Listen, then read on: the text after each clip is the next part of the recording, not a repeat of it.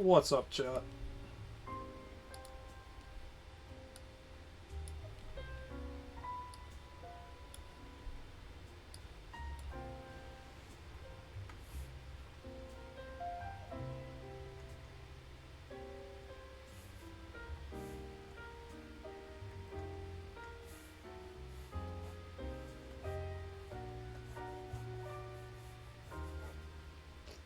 Finally, Teen Titans, you done? About time? Are you talking about the fact that I started drawing it like 3 months ago or something? Here's a pro tip, people. If you're an artist, just finish and post your pieces. Because if you're just like, oh, I'll work on it a little bit later, eventually you lose interest in whatever you were drawing in the first place. You don't want to do that.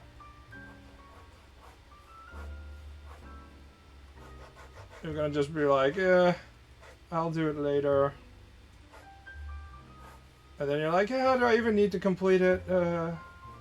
Whatever energy you had in the first time. This is why working fast is important. Not just, even if like you're an amateur and you don't really have any deadlines to meet, you actually do have a deadline, and the deadline is your own interest.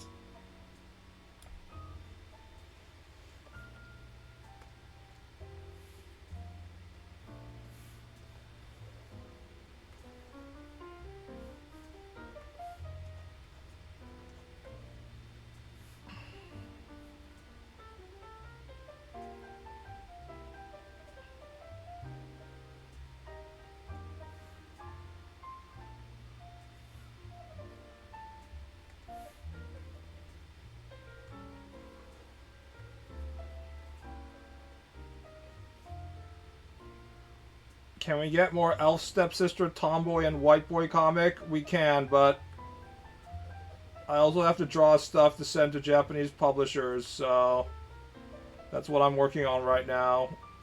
Or more like, I was supposed to be working on it yesterday because I had no stream, so I was like, I'm gonna wake up and do my storyboarding. And instead I sat in bed for like 6 hours and did nothing. I didn't even play like video games or like look at my phone or anything. I just was sitting there. It felt great, honestly.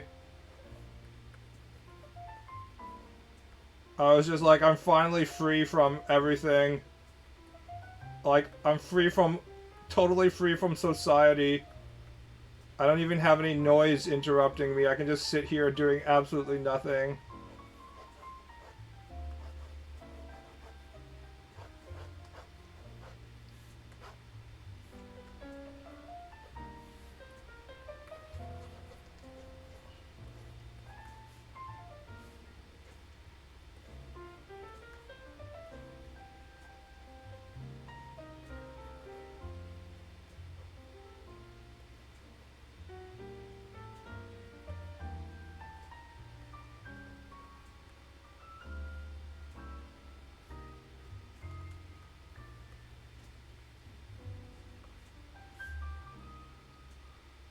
That does sound good. A lot of people who say that they're like taking time off and resting and shit aren't actually resting. They're like just checking their phones and getting stressed out about shit. But yesterday I was just like, I'm not even going to do any input. No output and no input at all. Just nothing.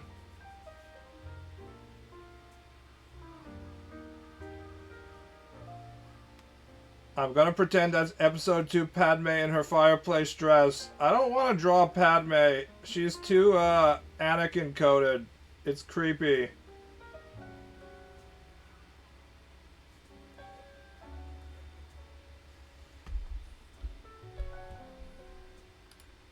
I think you're literally the only person on this planet who, is like, being like, hubba hubba, I want to get into that extremely awkward romance scenes that were stuck in my extremely awkward episode 2. Like, who the fuck, like, as attractive a human being as Natalie Portman is, who can, like, take that shit seriously enough to be like, ah, yes, So sexy. Maybe when she's wearing that skin-tight, like, battle outfit, when she's, like, tied to the pillar, and I guess that was also episode 2 or whatever, and, like, it conveniently gets ripped to show her skin, but besides that, I have questioned why penis hard when see woman in full plate but less so in bikini armor. That's like asking, why do you get more motivated to climb Mount Everest than your local hill? Yes, if man sees thing, he wants to conquer it, but if the challenge is too easy, the motivation, it doesn't come, you know? The harder it is to access the goods, the more we get going. People who like micro bikinis more than full plate women are also the people who play video games on easy mode.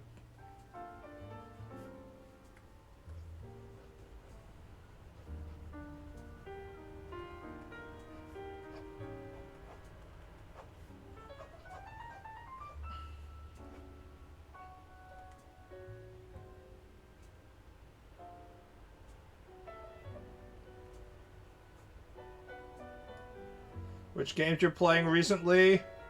Well, because I didn't bring my PlayStation 5, I just bought a bunch of shit in Steam Summer Sale, and I've been playing Etrian Odyssey 2 HD Collection, which is, of course, a very time-consuming game if you play it on its intended difficulty, which is, of course, very difficult. The going is very slow.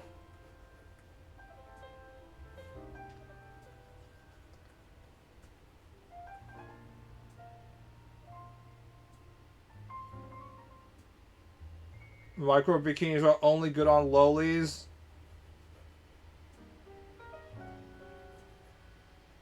It depends on the type of micro bikini, I would say. There are certain types of micro bikinis that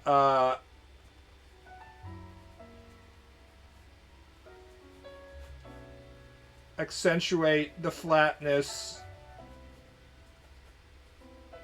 of the flat female,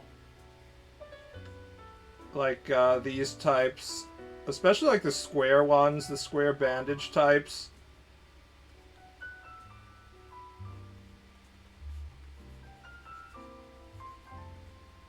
Look how flat she is. That's so hot. But, like, for example,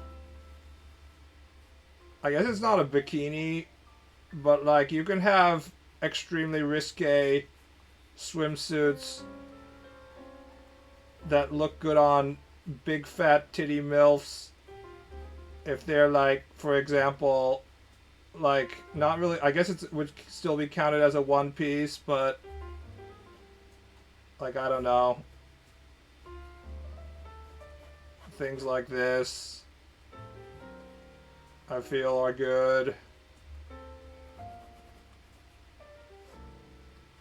Lots of straps. You see this pattern a bit.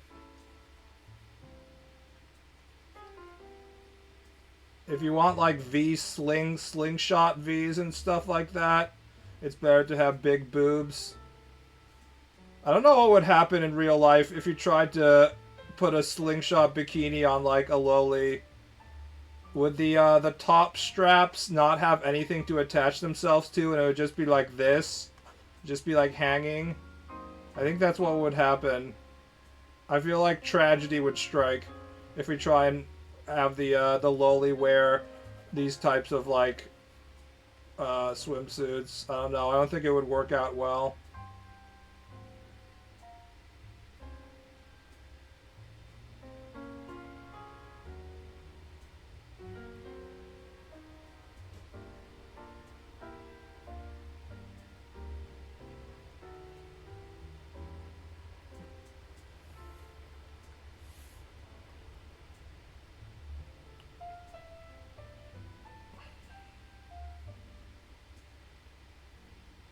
Wouldn't they have a thing on the back to tighten it? I don't know. I just feel like there needs to be some amount of like boobs sticking out for the whole construction to work.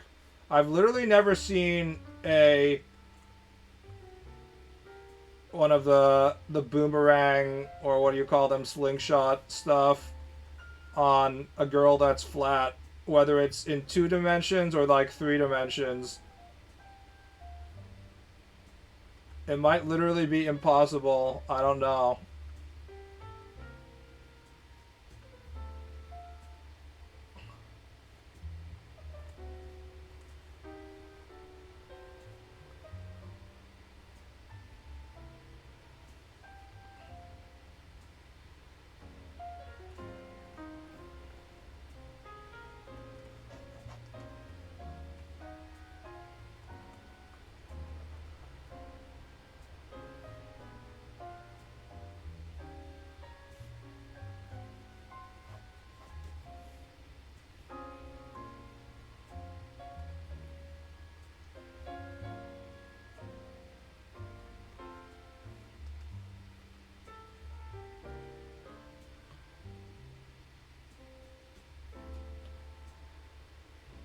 Ball, I've been getting bullied by my social circle for adding mayo to my hot dog buns. AITA. What does AITA mean, chat?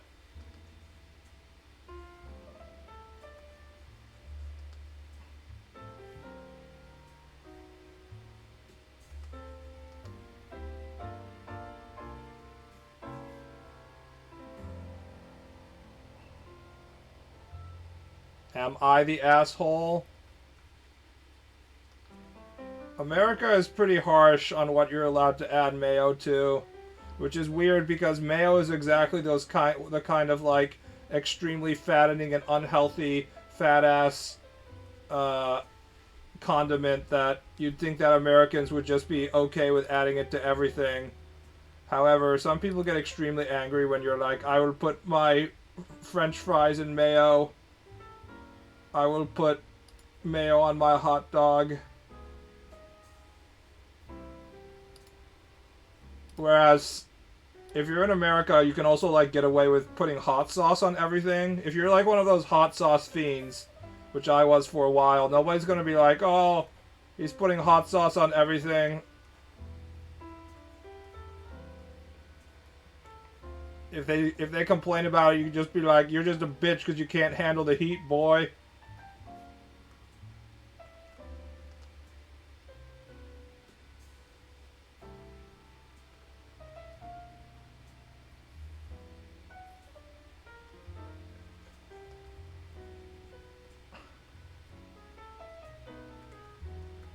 Meanwhile, in Japan, I don't know if it's still the case, but in the 90s there was a specific person called Mayora for mayonnaise, ra being like a designator of someone who does it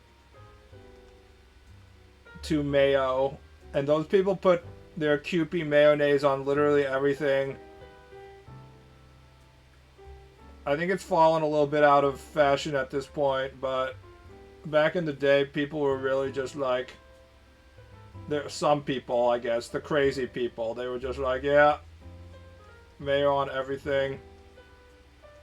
It's fine. In conclusion, the only condiment among like the basic condiments you have in your refrigerator that you should put on hot dogs is mustard. I feel like hot dogs absolutely require yellow mustard and not much else. You can have mustard relish pickles if you're going for the basic Chicago style dog.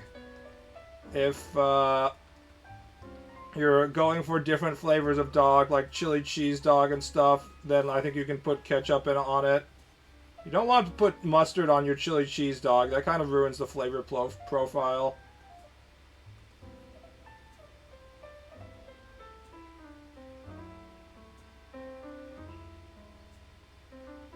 Mayonnaise is aioli pretending to be working class. I've been told by people who like Japanese mayonnaise that uh, Japanese mayo is different from American mayo. It has like different level of acidity and flavor profile and shit like that. But I'm in Japan right now, and my aunt, during her death, left. She left both like American Hellman mayonnaise in the jar in the refrigerator, as well as one of those Japanese Kewpie mayonnaise like tubes. And I've been using both of them, and I basically can't taste any real significant difference. Like they both taste relatively similar. I think there's like some variation, but I'm not like, oh, the Japanese mayo, it's completely different, you know. So I don't know what these people are talking about. It still tastes like eating a lot of fat oil with like, you know, egg white or whatever the fuck it's made out of.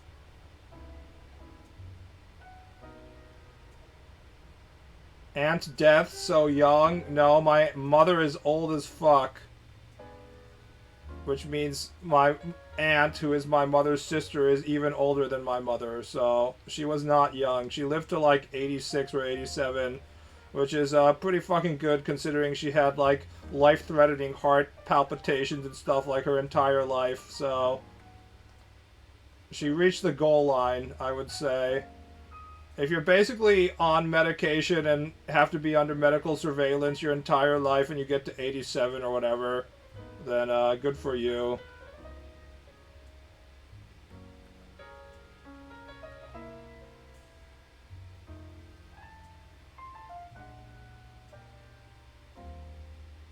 One time I was in a corporate box at a baseball game. I thought something was nacho cheese and I slathered a hot dog with it. It was mustard and I just powered through eating a foot-locker down. Foot-locker. Foot-long down in mustard. I mean, mustard you can, you know... Mustard doesn't have as much sodium. It's just like, you know, spicy. Now, it's not even that spicy. It's basically just vinegar, right? It's like slightly bitter yellow vinegar. I think I had a condiment rankings. I don't even know if I did the condiment rankings on the stream. But, like, in my mind, SS is yellow mustard.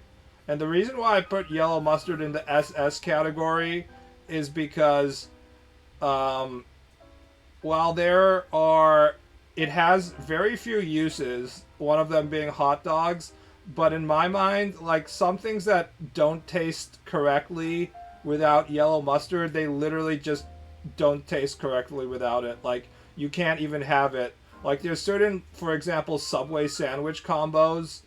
A lot of like these cold cut meat combos, if you don't have the yellow mustard in the sandwich, it just tastes wrong. And there's not that many things that feel that bad without having like a single condiment. But in my case, yellow mustard is way up there.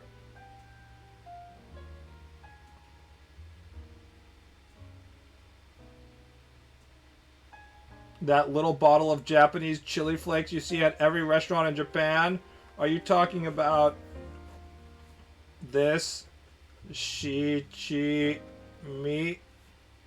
And it's like you can see the red stuff in it. It's like a red, one of these red bottles, and you're supposed to put it in your udon and stuff like that. Subway is ass. I like how Subway's entire marketing was based on one fat guy who is somehow able to convince himself to only eat Subway sandwiches, and somehow this was enough to make him thin. And then they were able to base their entire brand on this fat fuck getting skinny, eating Subway, and trying to convince people that somehow Subway sandwiches were a better health food than, you know, like going to McDonald's, when in fact they're pretty similar in terms of calories and health and stuff like that. You get a little bit more vegetables, basically. And then it turned out that the fat fuck was also, like, you know, going abroad and having sex with, like, preteens in Thailand or whatever, so now they're in trouble. And then it also turned out that, people found out that Subway sandwiches, in fact, were not healthy because we're no longer in the 90s, and now people are capable of, like, you know, keeping track of their health instead of just falling for marketing campaigns. And it also came out that the Subway bread was using like some sort of high-tech carcinogen or some shit like that. It's all very silly and funny. On the other hand, there was a Subway store in my hometown that whenever I'd go into it, there would literally be nobody else, but last time I checked it was still open, so...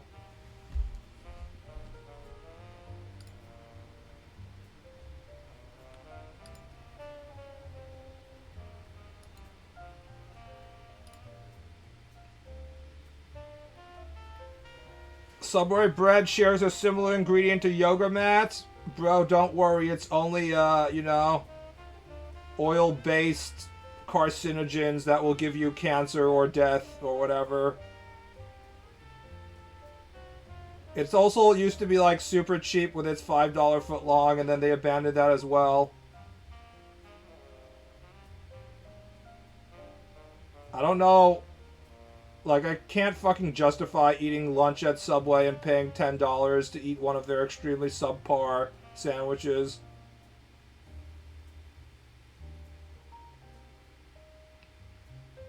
I've never had Subway or most of the US fast food chains. I think I'll keep it that way, LOL. You're missing out on so much. Think of the amazing American cuisine you could have experienced by now. You could have eaten Five Guys or something. I don't fucking know. Every once in a while I'll see a Subway in Japan as well, but they're not very common. McDonald's are common as fuck, though. That's about it. Apparently Burger King is trying to expand, but there's still not that many.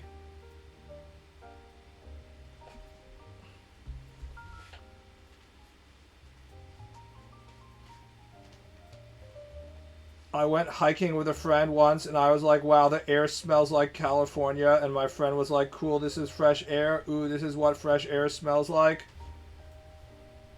I'm nearby the ocean right now, so I get quite a bit of relatively fresh air, despite the massive tankers parked offshore, emitting 10 million gallons of diesel fuel into the air. It still smells pretty fresh. Also, I'm at, like, on the 17th floor, so if I go out of my balcony, I'm kind of above any kind of lower tier pollution it might have. We're in a heavily residential area, so...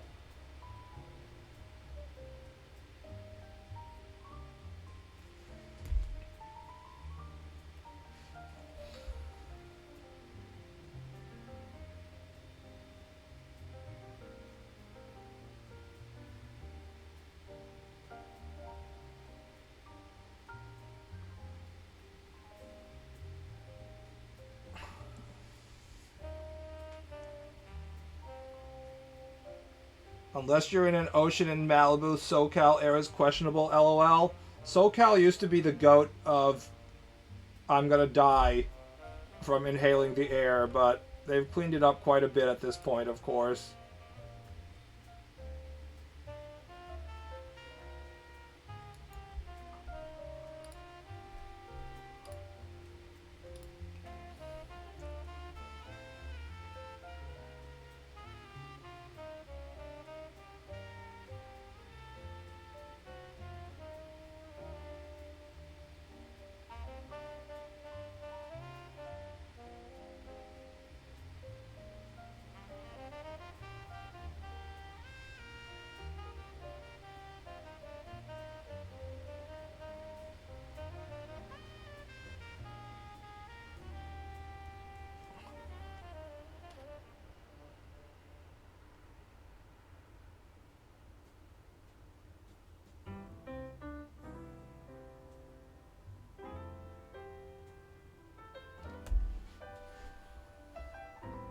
McDonald's needs to offer runny yolks fried egg burgers in America since they have actual eggs for breakfast.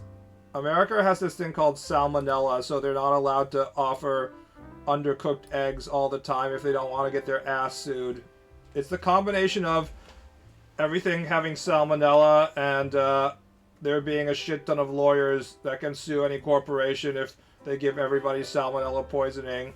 Whereas Japan has much higher safety standards, I guess, in the production process of the eggs. I'm not sure how it works, why they're allowed to eat raw eggs all the time, but it seems to be that way. And then also way fewer lawyers, so people are just way more willing to eat undercooked food. Japan as a whole culturally is just like, why is it that Japanese people are so obsessed with eating raw and undercooked meat and fish and eggs? I do not know, but they've really gone all in on it as their personality. Eggs in particular combine the Japanese love for both undercooked food and also that kind of weird slimy texture that they go for when they eat like various seaweed products and natto and shit like that. So it's really sort of the king of, I'm gonna put my undercooked raw egg on literally every kind of food.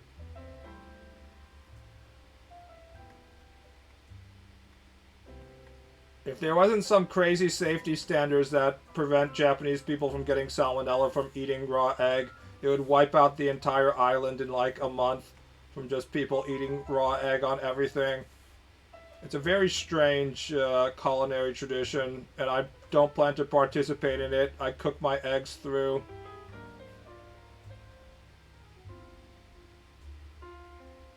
Look for a QP product called Kimipuchi. It is a processed egg yolks product. It looks like raw egg yolks, and it doesn't harden when cooked. That's cool. I will never eat that. Crazy people talking McDonald's now. That shit too pricey now in the States.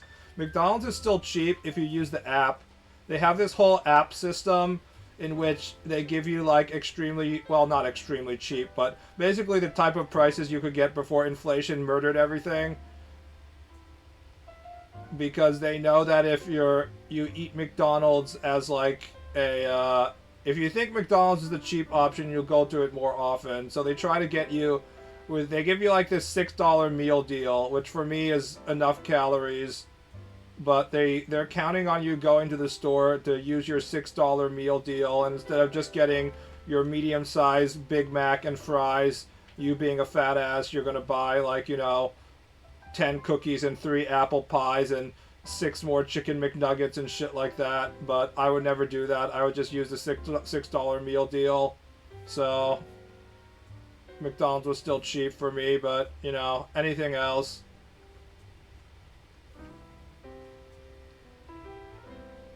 It could easily go over $12 if you just buy what you want to eat there.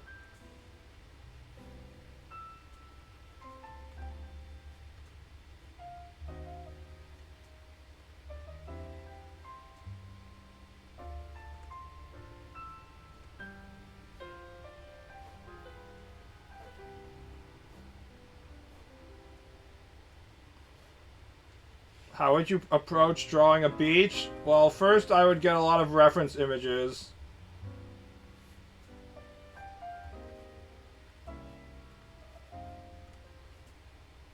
And then I would pray to God because I don't know how to draw backgrounds. Why the fuck are you asking me how to draw a background? You see me drawing backgrounds here? No, I'm drawing titties.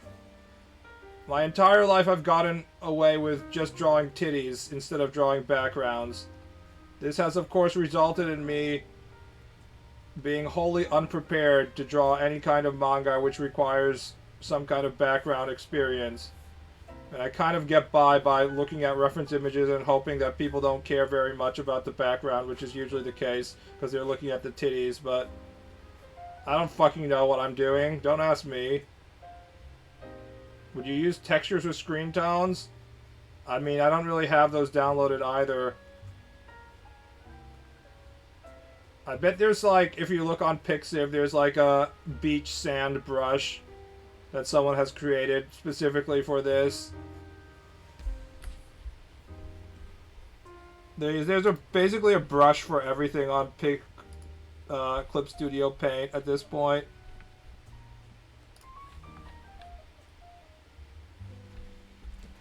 CSP Sunahama.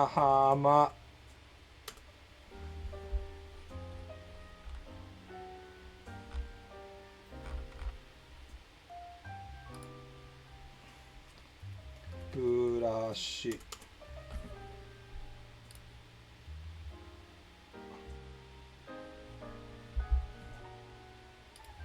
See, I found it immediately.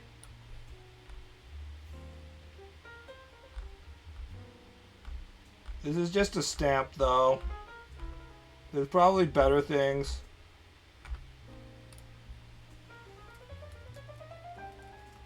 It's not for manga. This is the kind of shit I'm talking about. Here's a good brush right here. Just add a little bit of this shit. And then you draw in some of the harder parts, like the dunes, and then just add a little bit of dots.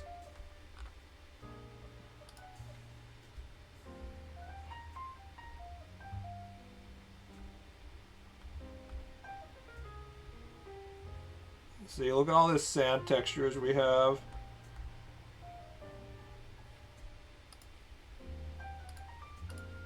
So it would be like, make sure you draw the ocean,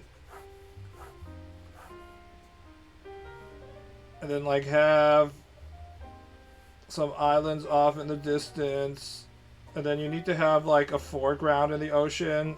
Like there's different parts of the ocean that get darker at different areas depending on whether there's like wind in that area. Wind causes there to be ripples on the water, which appears like darker areas in that area, and then like near the horizon it gets darker and darker, sort of.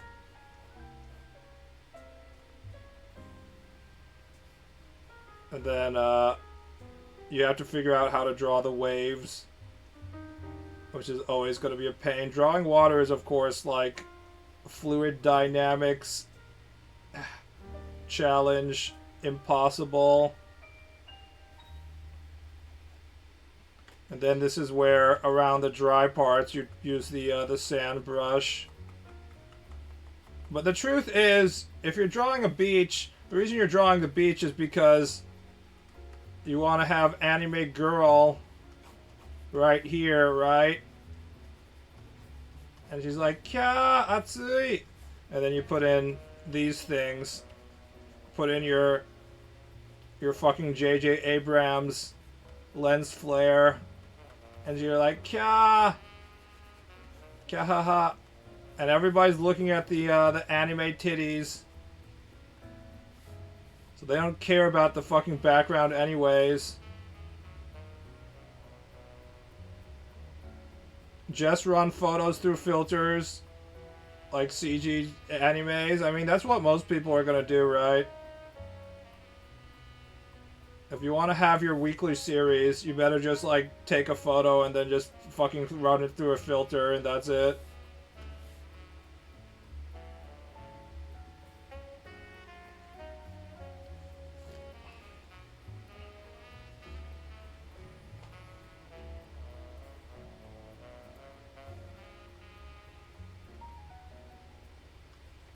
Beach done. Back to the queen tits.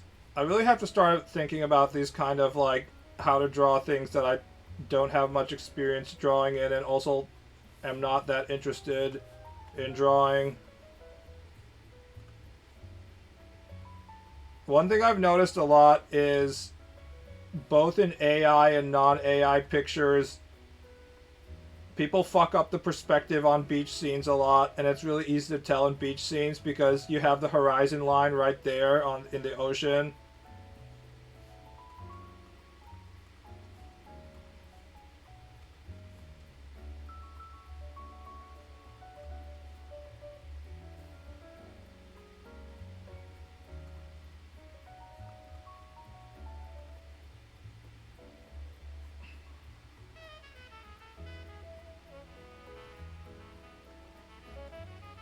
Go out of your comfort zone, so to speak. I mean,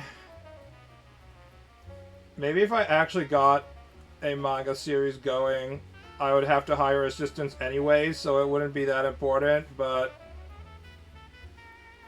I've gotten away with just drawing characters for so long. My background drawing ability is very underwhelming.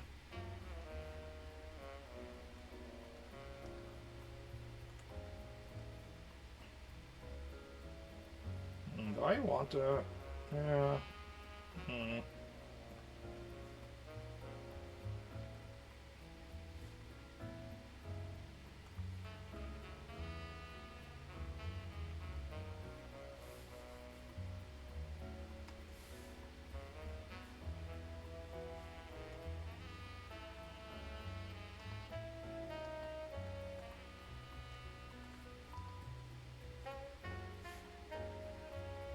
Is AI bothering you? Not really. If anything, what's bothering the most is that I was following all these Pixiv AI prompters for increased amounts of porn, and they're all stopping their AI production after like about a year. Even the ones that were going for a while, they've all gotten bored and quit. There's only a few still going. Obviously, there's always new ones coming out of the woodwork, but I guess it's not that surprising that all these people that were just playing the image gacha slot machine don't really have any, like, underlying dedication to their craft, but the idea that this is just a tool that artists will use and people that didn't previously have access to producing stuff will now use it to produce shit is definitely not true.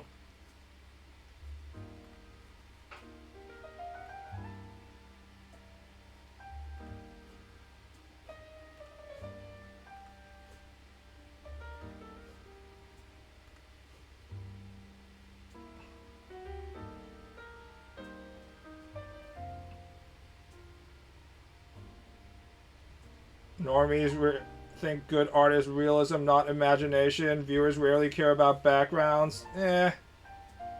Depends what the medium is. If it's manga, you can get away with, or it's more like people will notice if your backgrounds are good, but if you're a manga reader, you've kind of trained yourself to ignore subpar backgrounds because manga readers understand, at least mostly, that the author is on an insane time constraint, so they can't be fucking bothered.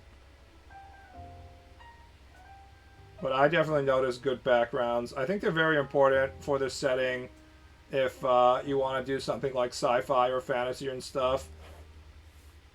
The flavor of the location is an extremely important part that you have to convey using the background. If you can't draw good backgrounds, then it's probably not gonna... You can't do like something like I'm going on a travel log type shit.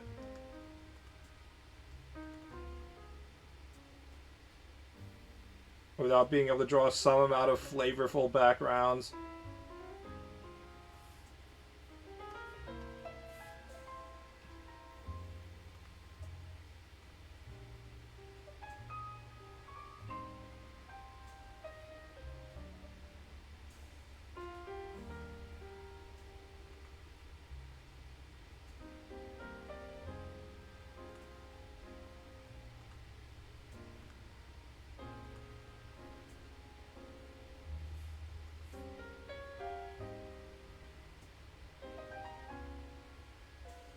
Western crowd and non-artists.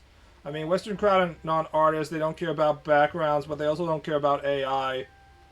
I've yet to see, like, an AI artist that people, like, care about long-term. Like, there might be something on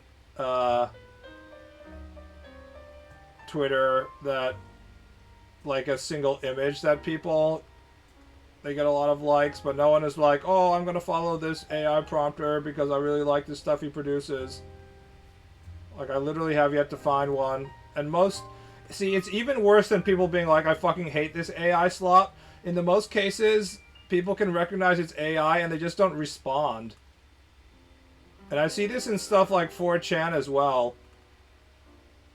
Like, there's an entire 4chan general on V in which... people just keep on posting their AI creations, and it's entirely uninhabited except by the prompters themselves. Like, it's really just people jacking off in their own circles. I'm like, look what I made, and like nobody cares. It's really kind of sad, honestly. I really don't think normies don't care about realism as much as people say they do. The most popular games are Minecraft and Fortnite. Yeah, people haven't really cared about realism for a long time, honestly. We've always cared more about symbol drawing than we have about proper realism.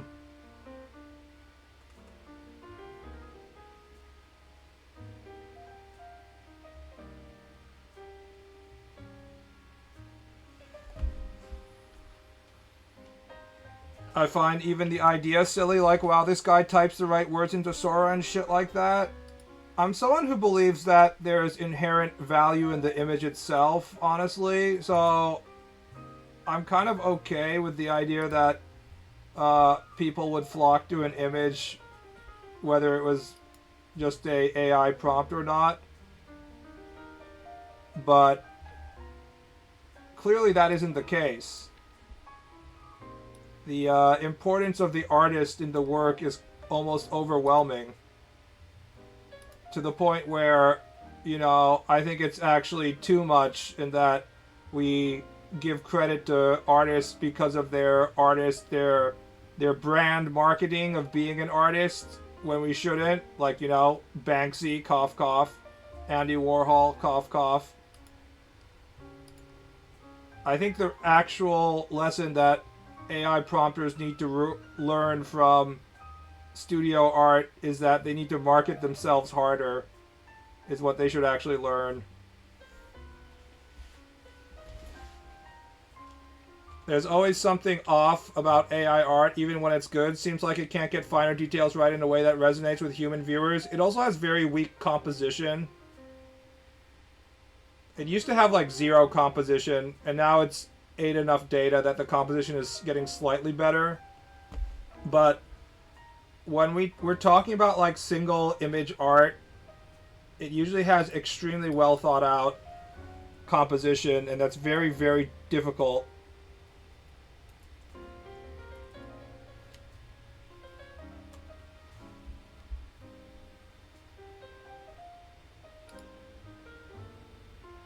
Like, the other day I was just browsing Pinterest,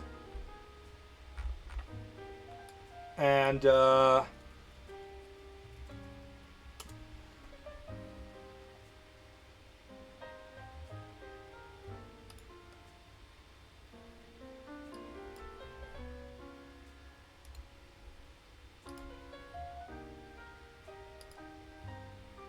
I came across this Leyendecker illustration. So, I don't know how you pronounce his name. Leyendecker is one of those illustrators, artists of the more modern era, which people really jack off hard if they're an art head. But for example, this image, you can really kind of see what I'm talking about when I was thinking about composition. I really spent a lot of time looking at this, being like, see, this is the kind of shit that AI can't do. Like, okay, look at how the image is constructed in the frame. You have this horse, and all the energy of the horse is in this diagonal line right here. See that? And then you have this extremely strong vertical line in the general Lee. And then you have this circle. And then you have this other diagonal line. It's like straight base, diagonal energy, diagonal energy, diagonal energy, circle. And like, how the fuck do you like think up this shit? It seems like so matter of the fact, but all of the different components of the drawing are so well, you know, positioned. It's both extremely dynamic and stable at the same time, and he has like this smoke coming from the gun coming up to add another layer of like movement to it. It's like a stable, still image, yet it's also like extremely, you know, it's like moving and dynamic at the same time. It's very interesting. So there's a reason why people suck off Leyendecker as like one of, you know, like, I don't care about that art, I only care about good artists like him, blah blah blah. 1940, by the way. This is like, you know, just common, like a magazine post. and you get this level of artwork. But this is the shit that, like, I haven't seen, you know, like, even more basic compositions I haven't seen AI been able to do. The interesting thing is AI can do a lot of other things very well, like texture and rendering and stuff. AI learns from its users, so it reinforces bad behaviors and actually gets worse over time. Sometimes. I think its anatomy has improved quite a bit, looking at the porn. But every time I'm like, damn, that image of porn is so good, looks like we're artists are finally out of a job. Whenever I feel that, like the next AI image in that set I look at, if I actually count the fingers, there's, it's almost always incorrect. So it still fucking gets hands wrong, even to this day. One thing that I'll often see is that, like, even when the fingers are right, when you look at the, like, it will have 4 fingers and a thumb, like a proper hand. But then when you count the knuckles, it'll be like 1, 2, 3, 4. Huh. Why do we have so many knuckles? There'll be like often an extra knuckle. This is really one of those interesting things that I don't know if you guys noticed, but once you start counting at the actual parts on the hands, the AI hands, like it's very easy to find this shit. So it still doesn't understand the number of fingers that hands have. What I was always flummoxed by is why AI would usually increase fingers instead of decrease fingers. Because what you'd think is that because the way our hands work is that when we have this bending of the hand like this, and then you have the 4 fingers from like a slightly different angle, there's many angles in which you can only see like 3 fingers or at a time. That's very common. So you'd think that the AI would learn that in many cases human only have 4 fingers and a thumb and maybe not a thumb, because like there's actually a lot of situations in which you can't see all the fingers. But it's so weird that it learned that there's like 6 fingers. It's like, I'd say it's usually too many fingers most of the time. Like maybe 70% of the time it's too many fingers. And like the other times it's the remaining 30% it's not enough fingers. Remember, AI scrapes Reddit for a lot of its information. Guys, what could possibly go wrong? Reddit, our source of all knowledge, could never betray us, right? Hold on, I have to turn off the air conditioning. It's not actually that cold. Now that I'm paying for my own utilities, I have to be careful that I'm not wasting electricity when I don't need to. I should turn off the lights as well.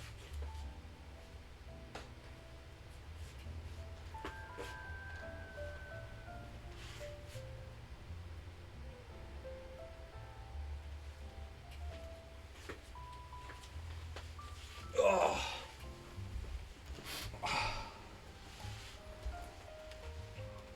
I saw a picture of an AI titty woman whose head was the upper torso of a tiny woman because it mistook the cleavage as thighs.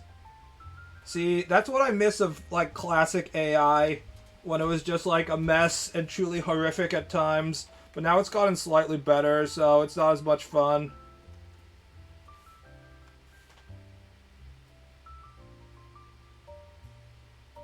Isn't it kotatsu weather? I'm using AC as like a, you know, HVAC, a use-all term for just all of my air conditioning. You'd think that you could use the term AC for like everything, right? Because like a heater is also air conditioning. It's also extremely warm here. I'm very comfortable. I was walking around in a t-shirt outside yesterday. That's Kansai for you. So if it's the dead of winter in January and it's warm enough for me to be outside in a t-shirt, I shudder to think what it's going to be like in summer, and I should probably be thinking about my exit strategy because I'm actually going to fucking die during summer months. If it's too hot for me to be wearing my sweatshirt in the middle of winter in fucking January.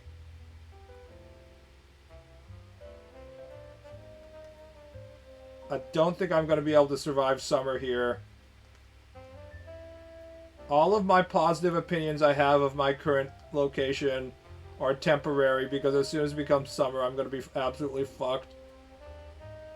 Will Smith eating spaghettis, for example. For the longest time, AI had a lot of difficulty with eating. Noodles was difficult, food was difficult, but, you know, the solution to all this shit isn't any, like, amazing new innovation. It's just giving it way more data. So it got access to, like, some eating videos on the web. So I don't know how often you guys prompt video or see AI video, but if you look at the most successful AI videos that are making their rounds, it's like cats playing a tuba in the middle of the night. But you'll notice that they're all video of either doorsteps or like cameras inside the house, like for, you know, monitoring, like baby monitors and shit. So that means that the reason that those are the videos that people are reposting is that it means the other videos failed, which means that the AI scraper somehow got access to like a giant archive of people's like doorstep cam security footage, right? Like, I don't know where they got all this access to this data, but that's definitely what happened.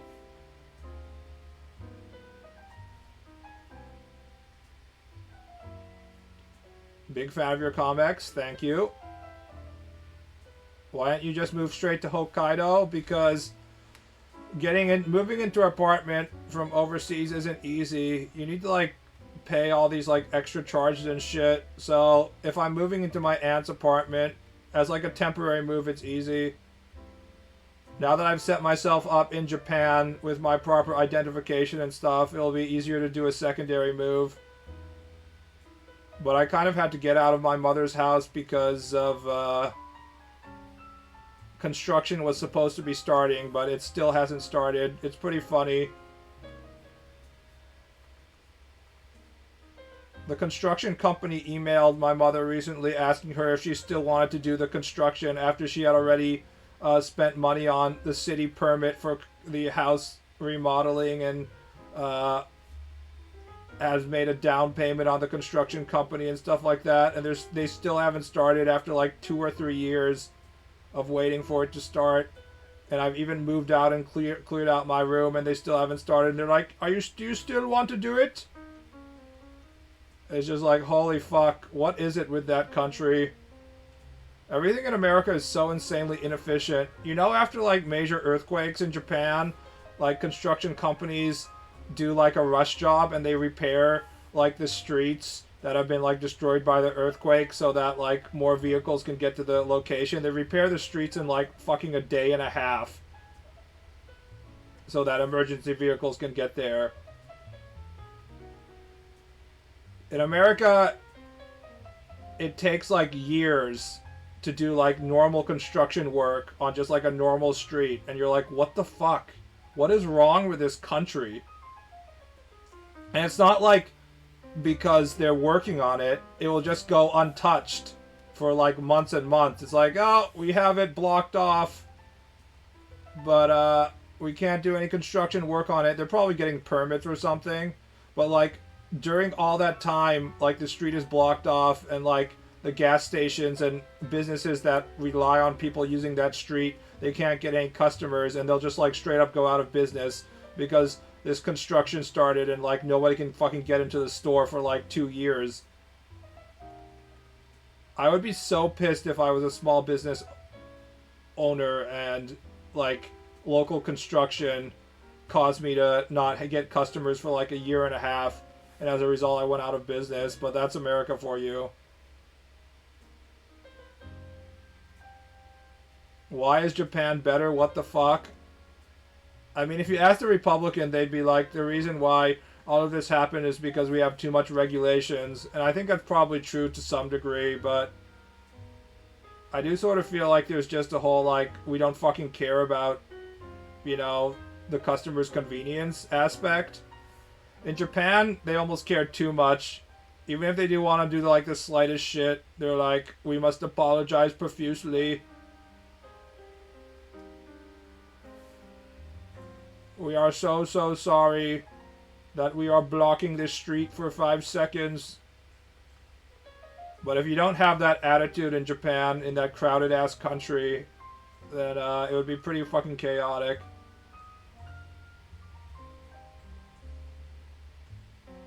Whose country aren't retarded today?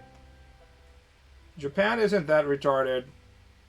Unless you're being forced to work 12-hour shifts in your extremely abusive, shitty company.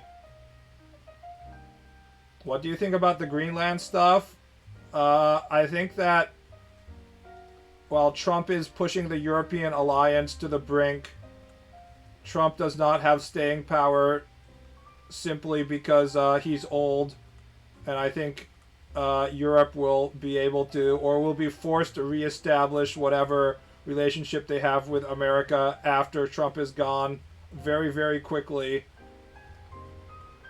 Like, people are saying that this is going to result in, like, the end of the European-American alliance.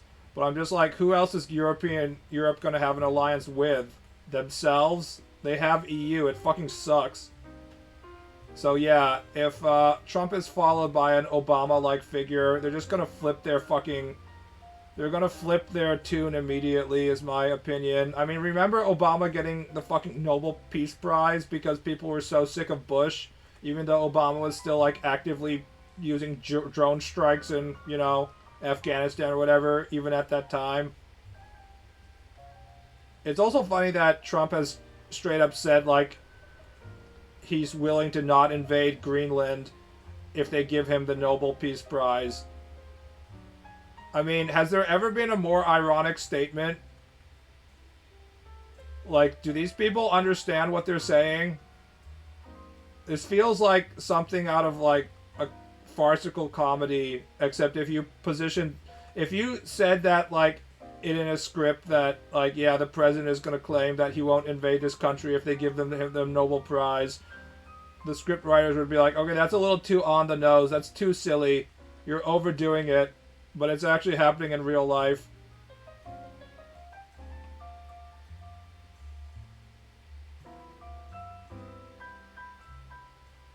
Machado giving Trump her NPP is the biggest simp shit I've ever seen. Hey, you can't blame the Venezuelans, though. They had their goal, and their goal was to get rid of Maduro, and he just straight up did it.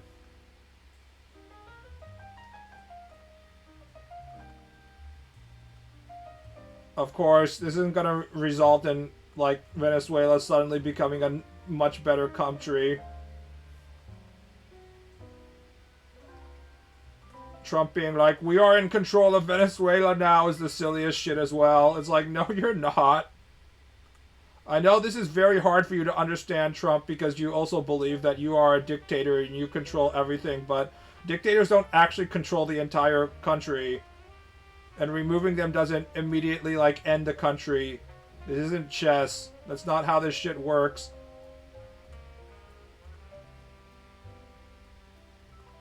Leaving a massive power vacuum because you just abducted a country's leader doesn't immediately make them, like, your vassal state. That's not how it works.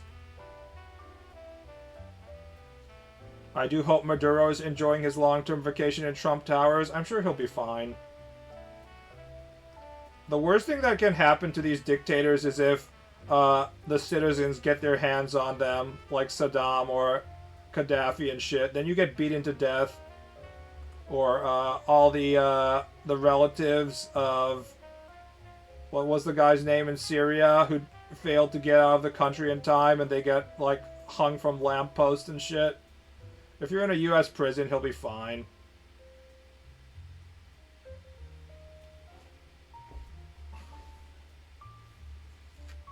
Trump is literally going rogue and Congress is sniffing glue. Not Congress.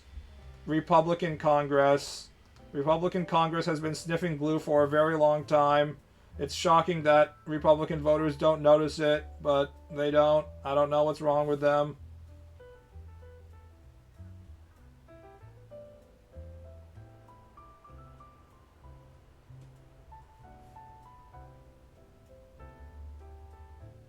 Gaddafi, even though he was Satan incarnate, had risen female bodyguards. Well, they didn't save his ass from getting murdered in the streets, so maybe that tells us something about female bodyguards.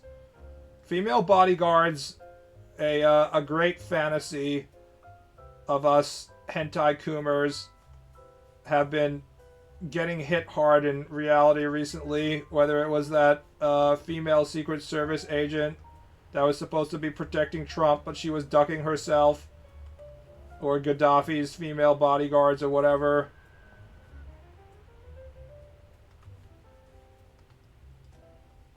Honestly, the only reason why you need to have female bodyguards is if you need to check someone's vagina to make sure she doesn't have a pocket nuke inside her pussy. And all the rest is probably better if you have male bodyguards. He was not hiring on merit, LMAO. Come on. I want to have the fantasy of, like, the hentai fantasy of female bodyguard who is extremely strong and capable and can kick my ass, but also must be sexy and sexually subservient to me.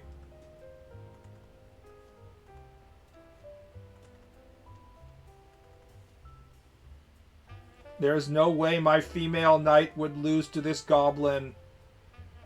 Foreshadowing.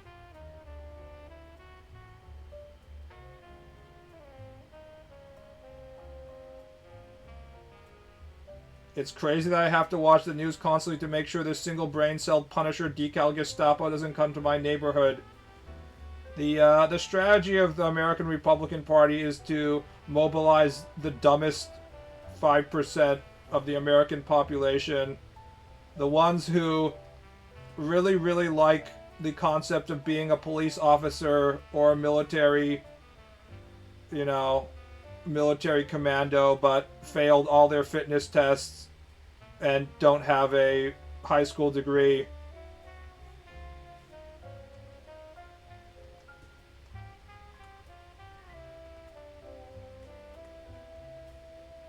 And now they just get to be in charge.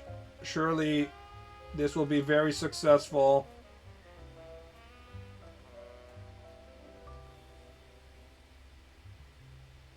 Dumb is dangerous. They are literally detaining anyone with a tan. Yep.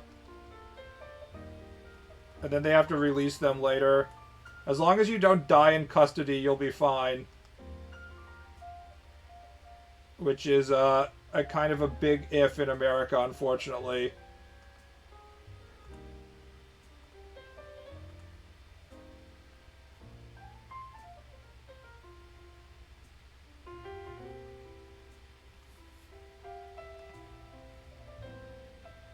The concept of a child with unimaginable power is terrifying for the same reason. Yes.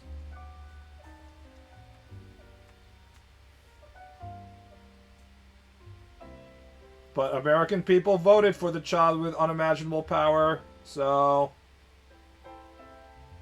suddenly all these problems seem like somebody else's problem now that I'm literally not in America, so I'm not very stressed out by it.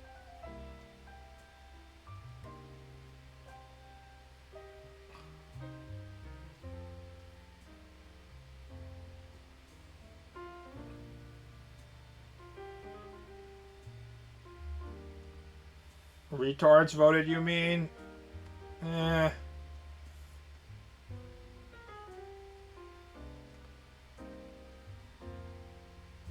I was watching a right-wing British YouTuber, and he was talking about how Trump was more successful in manifesting the id energy of the American people, and I was like, you know what? That's right. Ultimately, people don't vote for policies or tangible things like having a functioning democracy. They vote based on vibes and energy. And Kamala had very poor vibes. What can you say? So did Biden. That's what happens when you get old and senile. Your vibes start to suffer first. It's the vibes that are truly the ones that are suffering. In democracy, when democracy dies, its vibes die first. I had an uncle vote for Trump because he didn't like Kamala and Biden's approach to Palestine. Boy, howdy, leopards ate his face. If only he had voted for the pro-Palestine American political party. LMAO.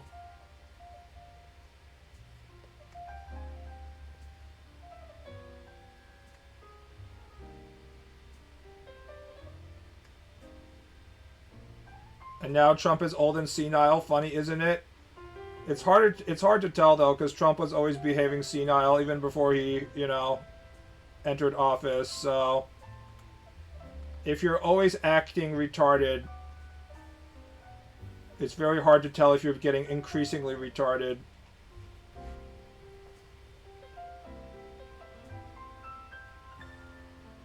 The far left didn't do themselves any favors with the constant grandstanding and purity testing.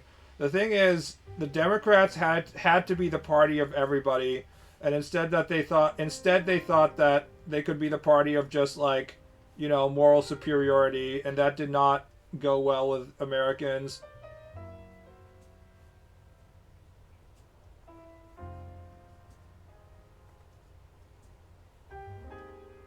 It was very on the nose and noticeable.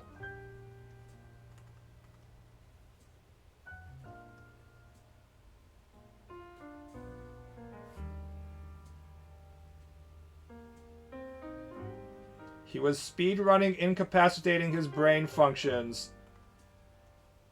People keep on telling me I should stop inhaling my air duster, but what kind of scientific proof they have that it's not making me smarter? It's just air in a can, bros. How could it be bad for me? If it's good enough for cleaning out my PC parts, it's probably good enough for cleaning out my lungs. What is in that shit? Why does it get cold? I don't understand how air dusters work. Also, couldn't we just have a portable fan or something? Why do we need this canned air? Someone please explain this shit to me.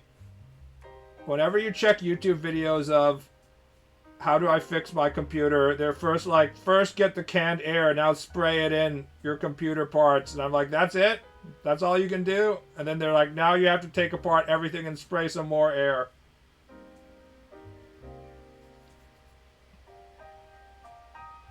Did you ever vote? I always voted Democrats, just in case.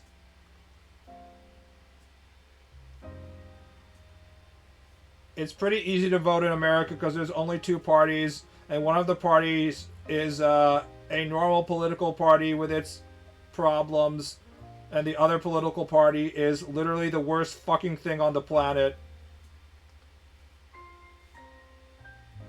So if you're not a single issue voter and you idolize guns, if you don't idolize guns or Christianity or homophobia or something over all of your other moral values, then there's basically no reason to vote for the Republican Party.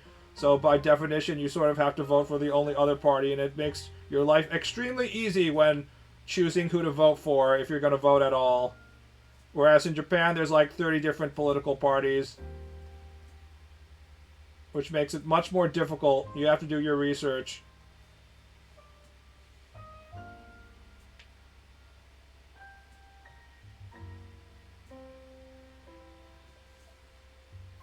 In Japan, there's 30 different political parties, and it's not clear if they're ever going to do anything different from each other.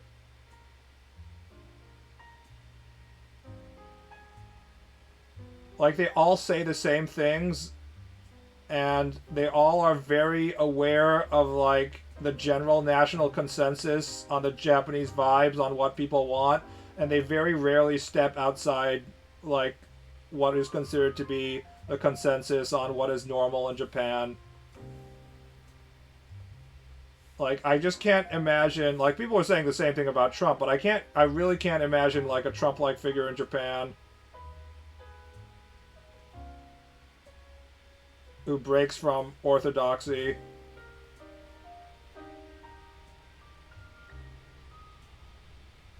Is there a Christian party in Nippon? I'm not sure. There might be. Christians make up a very tiny percentage of the population, so there's definitely like this weird. It's not really a cult, but it's like semi-cult. It's called Komeito, and the religion is called Soka Gakkai.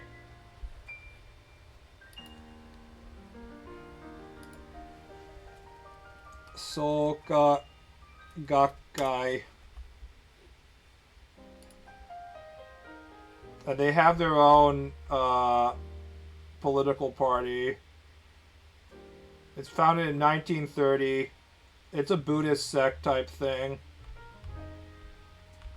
It's basically a cult, but it doesn't have any of the cool cult things like drinking poison Kool-Aid or stuff.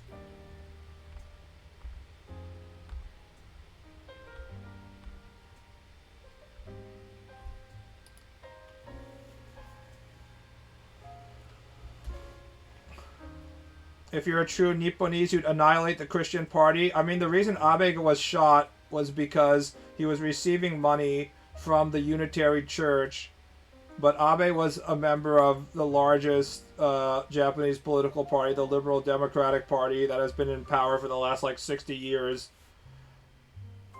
And I believe the other parties were also receiving money from the Unitary Church, so there isn't any real like Christian party, I think.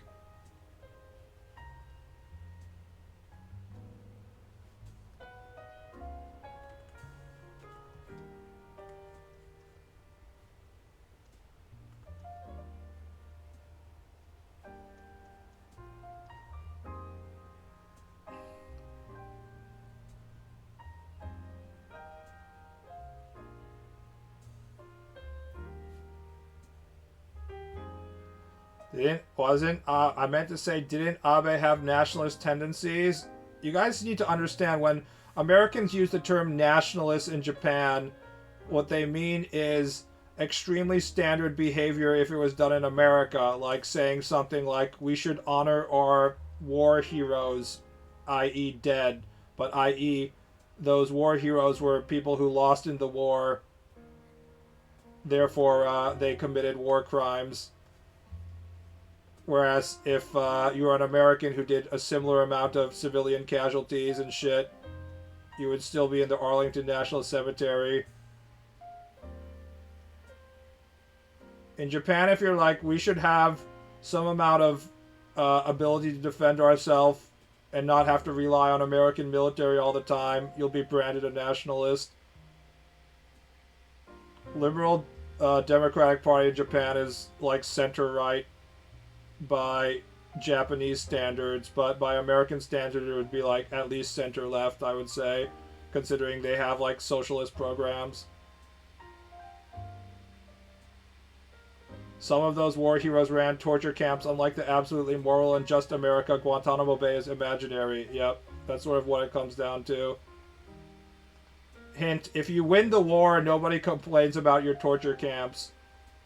If you lose the war, then you're a war criminal. Which is why you have to win the war.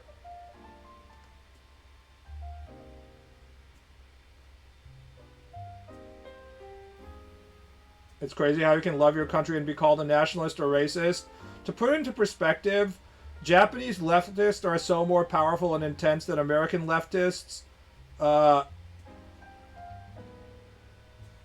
Back in the day when Japanese schools started making it mandatory that kids stand for the national anthem, Japanese teacher unions, which were known for being extremely leftist at the time, this is like the 90s or 80s maybe, I think, a bunch of teachers, maybe it was like one or two, literally committed suicide, set fire to themselves or something to protest just kids standing for the national anthem or something. And they almost never ever play the national anthem in Japan. They basically only play it when like somebody wins an Olympic medal or something. It's not played before sports events. I don't think it's ever played in school besides like once a year during, I don't know, some kind of like ceremony and graduations or some shit. You almost never hear it. It's not particularly popular as a song as well. Patriotism is different from nationalism, though. Nationalism implies superiority over others. If that's the case, then Japan has zero nationalism because the general Japanese opinion for everything is like, please, I apologize for existing. Please forgive me for everything.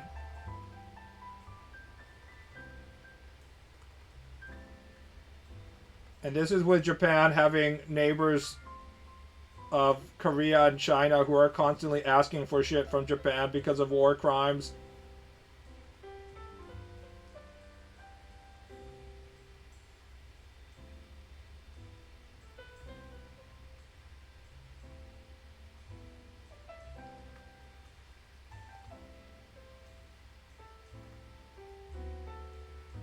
Being pedantic, or are we? It's the same thing. It actually is probably the same thing. I mean, name a situation in which someone was quote unquote patriotic, but they weren't a nationalist, in that they loved their country but also loved other countries as well, and their love of their country didn't translate to being like, we should also invade this country because I love my own country so much. I mean, it's basically the same thing, right?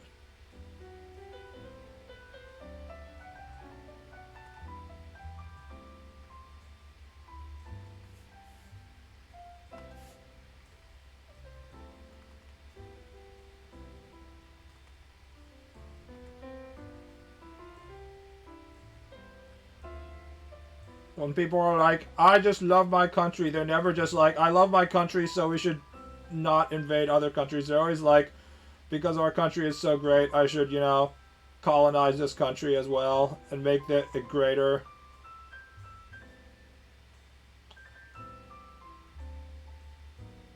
The truth about Nanjing, it was just a Boy Scouts excursion. I'm not saying that a million people weren't killed in Nanjing, but a million people weren't killed in Nanjing. It was probably a much smaller death count.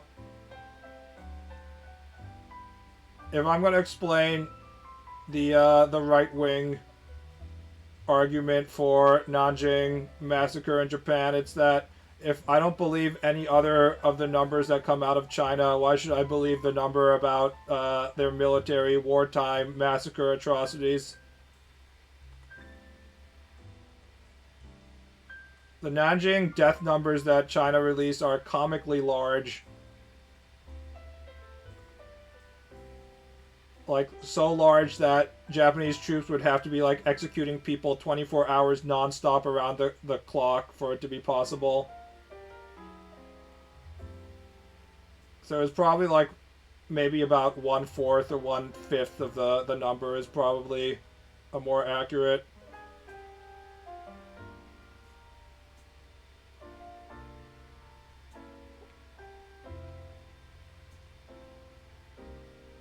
Same thing for shit like Unit 731. These are all stuff that just happened because you lose the war. America was doing military experiments on their own citizens, like with the Tuskegee syphilis experiment, etc., etc. But we don't really talk about that because nobody can really complain about it, right? There was just a shit ton of atrocities committed during World War II. A lot of the whole, like, Japan was an outlier stuff, I believe, is pushed by American military propaganda, because if Japan isn't an outlier and extremely evil, then it's very hard to justify the type of bombing war crimes that American military committed in the process of defeating Japan. So they have to be like a cartoonishly evil.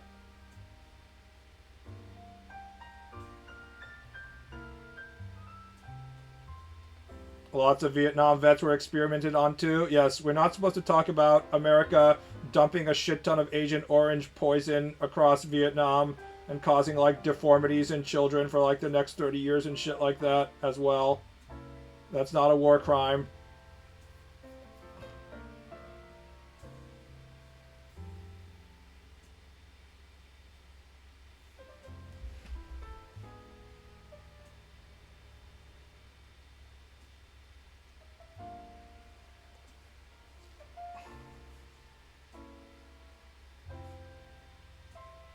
Not that I would actually vote for any of the far right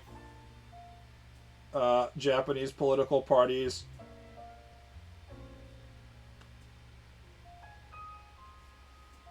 I don't know who I would vote for in Japan, honestly. It sort of goes full circle. The far right Japanese political parties are all kind of batshit crazy. Well, not actually all of them. It's so hard to classify far right because what is considered far right in Japan is just like standard right in America.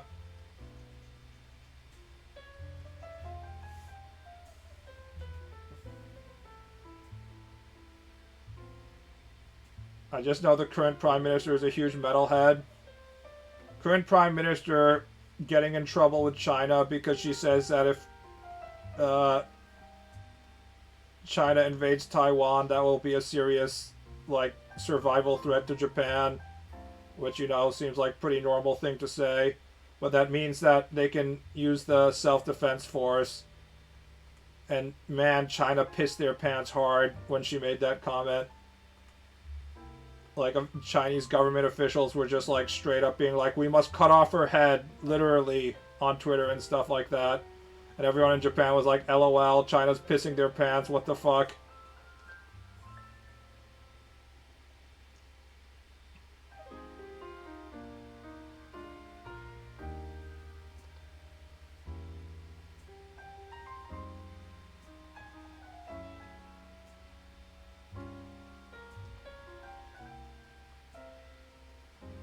Whatever is being reported about China, based on their general reactions recently, I think it's way worse, whatever the situation is.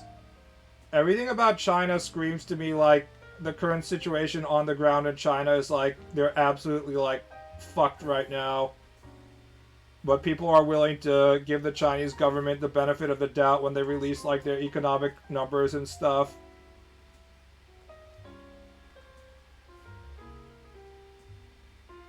Like it feels like they have no chance at successfully invading Taiwan, and they probably don't want to try, despite what everyone keeps on saying that they can. The economy is incredibly fucked, despite the reports that they have like 5% growth. I don't believe that either.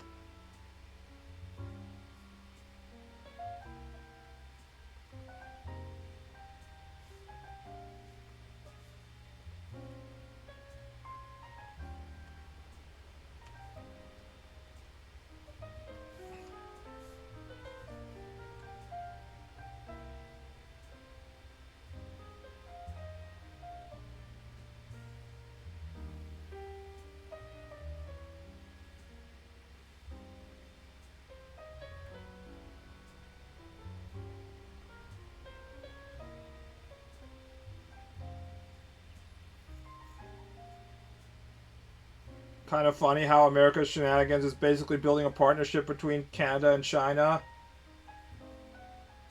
I mean, the economy can't stop, right?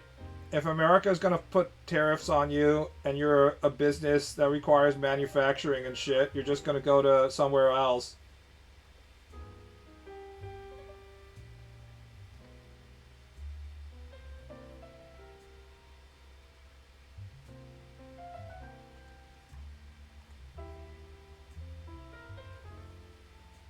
Of course, Canada has made a lot of poor decisions economically and otherwise, so I wouldn't really count this as a win either.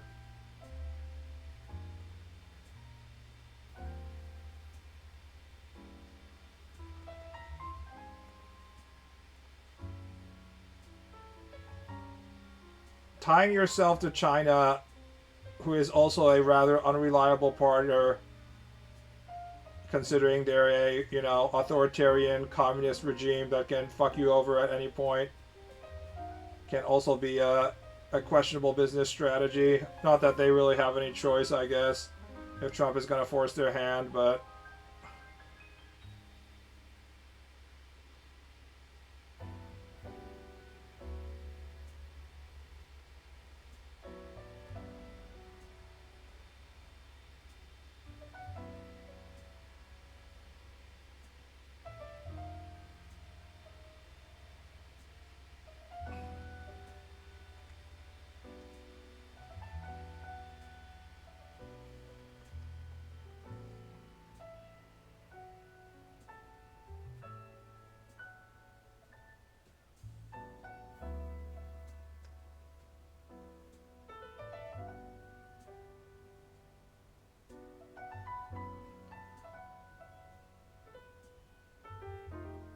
I just want to get along with our neighbors. It makes geopolitical sense. You'd think that because you're an intelligent, functioning person, but our government is hell-bent on answering to their donors. That's actually not true, besides the Israeli lobbying, because I'm pretty sure the people who are interested in making money did not want the Trump tariffs. They're just trying to, you know, do their best with what they've got.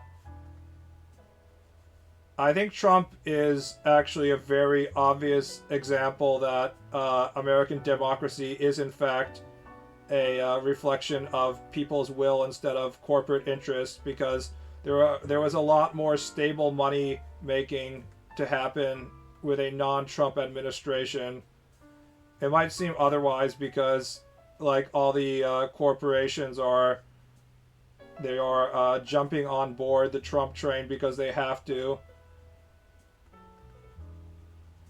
But if the corporations and stuff could have just gotten Jeb Bush, if they had gotten a milquetoast, quote-unquote, normal Republican that would have further lowered corporate tax rates without all this, like, unstable bullshit, most of the people that fund the government, i.e. the lobbyists and corporate overlords, would definitely have preferred that. But Trump spoke to, you know, the retarded redneck population of America in a way that Jeb Bush could never, so they're just learning to adopt.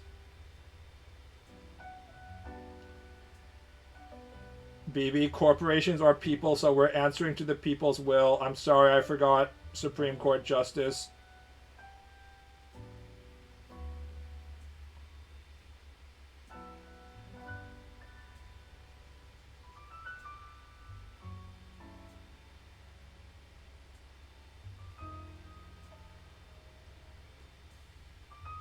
America has way too many private donations for the running candidacy, like surprising amount like Tyson Chicken. Their meat is some shit, but they get allowed to call in immigrant workers and deport them along with health court violations.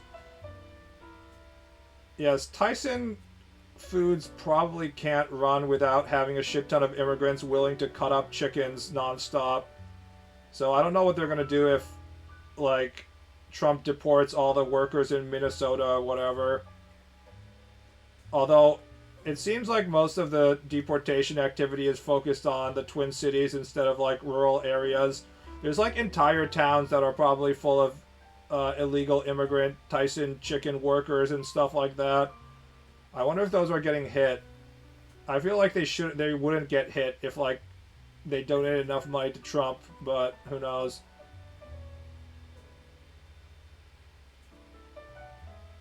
The IRS in America is paid for by the wealthy 1%.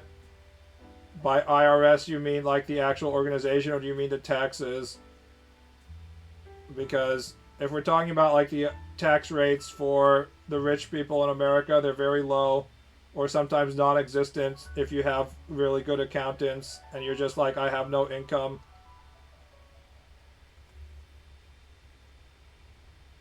And the IRS gets more funding if we have a Democratic government. And then when it becomes a Republican government, then of course all their funding gets cut, so we can't go after billionaire taxes.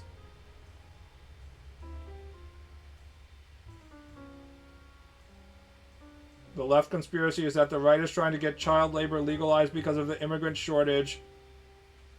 That's probably one of the few conspiracy theories the left has. Huh. But children suck at producing, like, cutting up chicken and stuff. I don't want a chicken cut up by some shitty kid. That's low quality labor. What jobs can we have the kids do, guys, if we're bringing back child labor?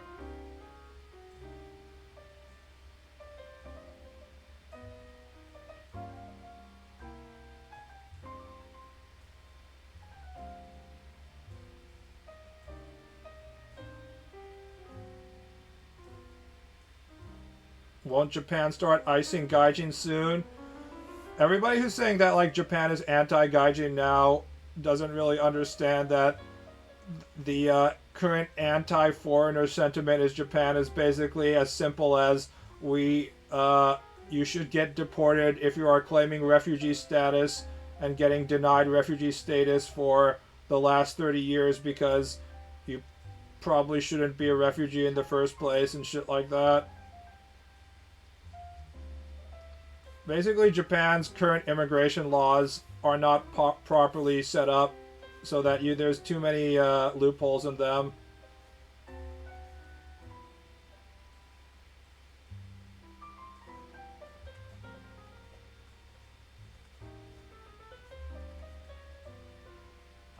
For example,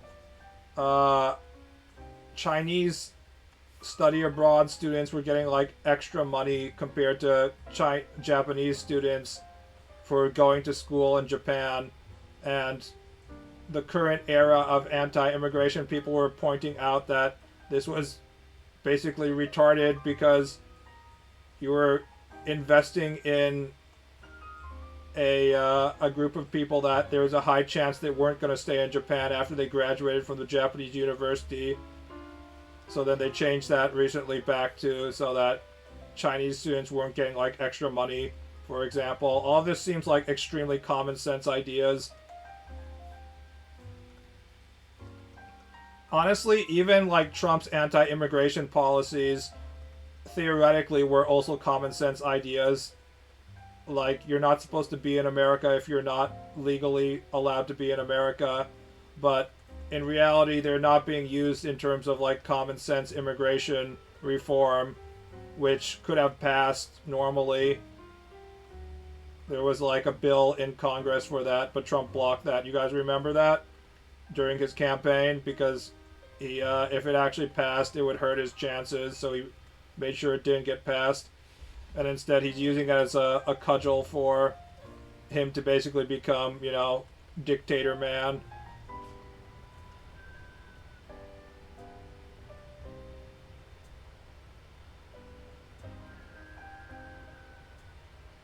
Also, the Japanese, there's like a money that you have to pay to leave foreign countries. And the money that you had to pay, I forgot what the cost it was for like tourist visas and shit like that in Japan, was like way lower than other European countries, for example. Hence, you know, further leading to the over-tourism problem that Japan was having. So all the whole like, oh my god, Japan's xenophobic, they're so anti-foreigner, is just like basic level, like, stop shitting all over all this stuff we have in this country kind of shit. But people love counter-programming, so they want to be like, Japan is so racist, it's so xenophobic. The truth is, you can walk into Japan and have not paid any health insurance for the last 30 years, like me, basically, right now, and just immediately get health insurance and immediately start using the Japanese robust safety net to, you know, cure your hemorrhoids and basically have to pay nothing. So there's still plenty of loopholes that foreigners can exploit.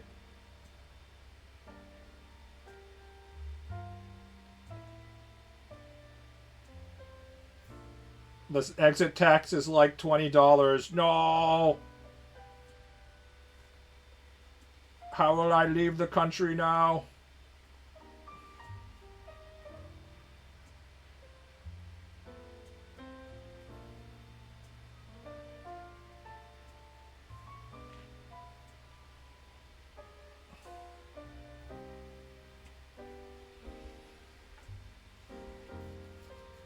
What is the gaijin country Japanese like the most? Japanese like being, having attractive white Europeans show up in Japan and be like, oh, Japan is so amazing. Japan being a closed island country is it lacks self-confidence. So there were always these Japanese TV shows. In fact, actually Japan, besides China and Korea, Japan likes pretty much any country, people coming to Japan and being like, Japan's so great. And Japanese people are like, right? We're great, right? Oh god, I'm so fucking insecure. Oh god, please, somebody, compliment us. And it's been this way for quite a while now. Finally, with the current era of over-tourism, that stuff seems to be getting a little bit relaxed, and Japan's constant need for foreigner approval is actually getting a little bit better. But back growing up in the 90s in Japan, there were like these guys who were basically their only qualifications was they were a white guy who could speak Japanese, and they would be on all the talk shows. They would sort of serve as the de facto foreigner for the Japanese talk show to be like, but what do the foreigners think about Japan? It was very strange. Americans don't give a single fuck what foreigners think about America. They just assume that everyone thinks America is awesome. Or they're evil Middle Easterners, which we need to blow up, one or the other. Scandinavia, we get a lot of Japanese and Chinese tourists. Japan, when they're going abroad, has historically been most attracted to Scandinavia. And by Japan, I mean Japanese women who are brain dead. But the number one has always been Paris. Is this where I have to replay the Japanese anime commercial for France that the French Tourist Bureau asked to be created?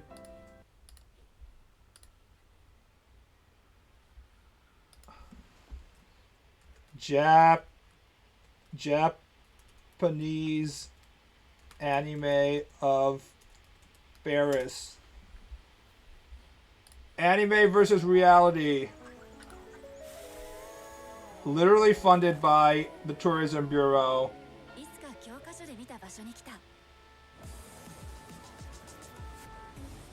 Look at these two cute girls.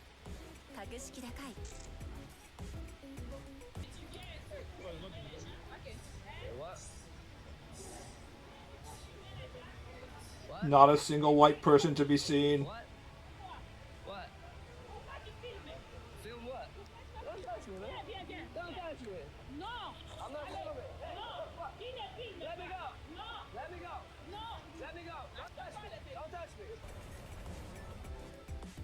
Meanwhile, in the anime land,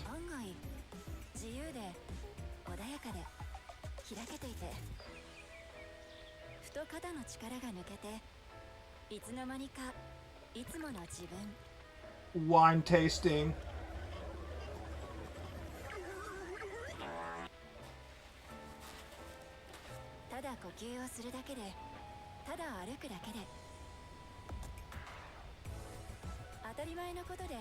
Biking in the French countryside where there's no other tourists.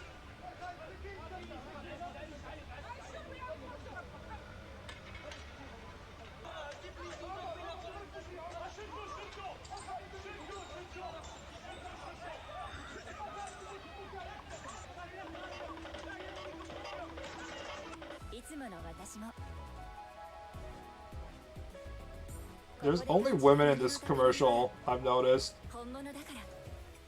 There's just woman and her generic boyfriend.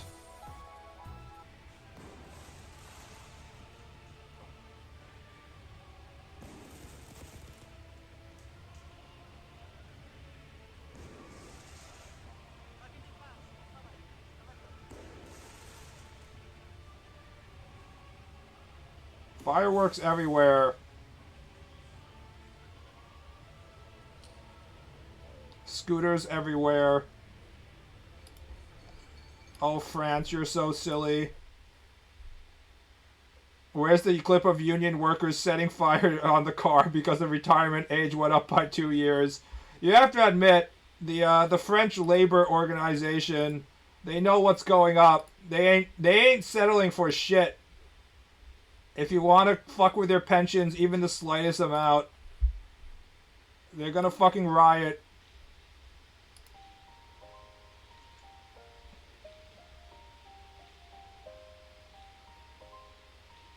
Women care way more about traveling than men, I find. Just for the sake of travel, I mean. I think that what you're actually trying to say is that women can be easily convinced to waste their money on stuff like going to an anime version of France more than men. Women just have much weaker purse strings than men. Men are like, I bought socks 12 years ago. I don't need to buy socks again. My current socks only have 3 holes in them. Why would I buy new socks? And women are like, oh no, I bought this new dress. There's no way I can wear it if I don't buy new socks that match it as well. This is the energy that basically goes to every part of society where women are much more willing to spend money. And that's the way capitalism works, is eventually everything starts to cater to females because women just spend more money.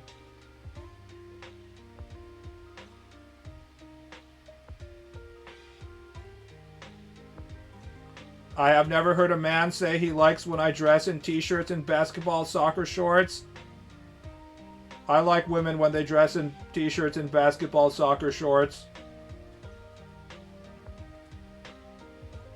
I will stand by that. Death Striker, I assume you're an anime girl. So you look like...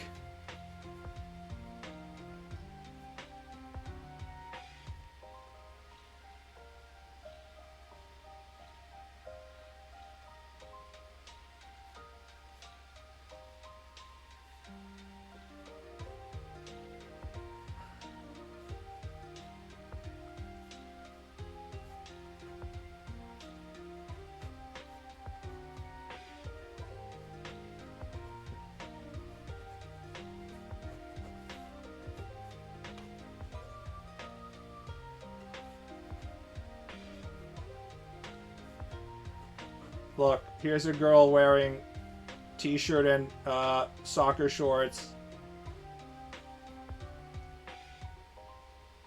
Let's give her a straw hat.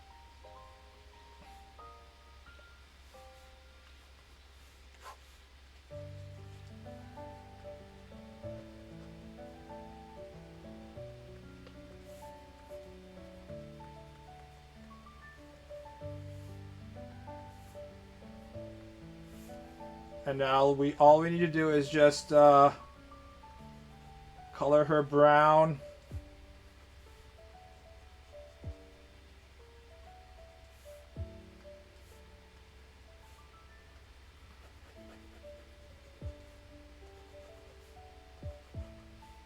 There.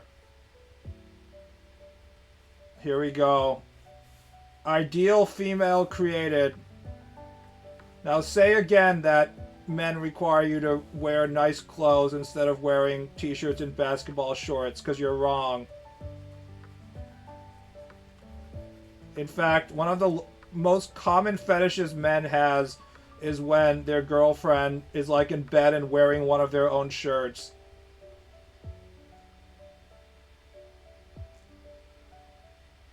You think men give a fuck that you're spending lots of money on your sexy dress, your expensive dress? We don't. We are extremely simple creatures. Everything women claim, like, men care a lot about, and if they stop doing,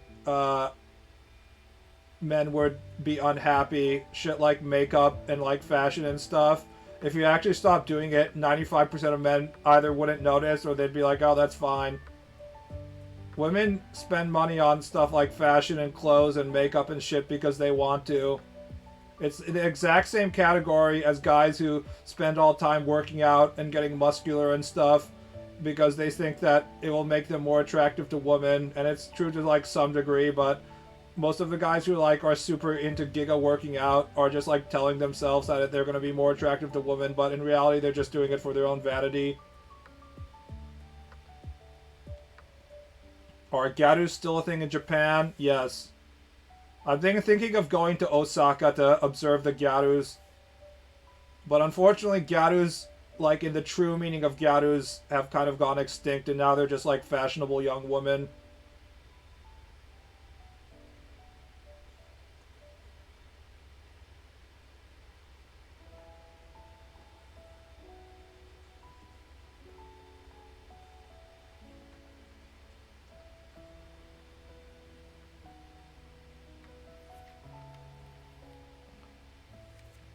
It'd be like if the guy showed up in front of the girl's house and being like, "Look, babe, look at my new sports car I bought.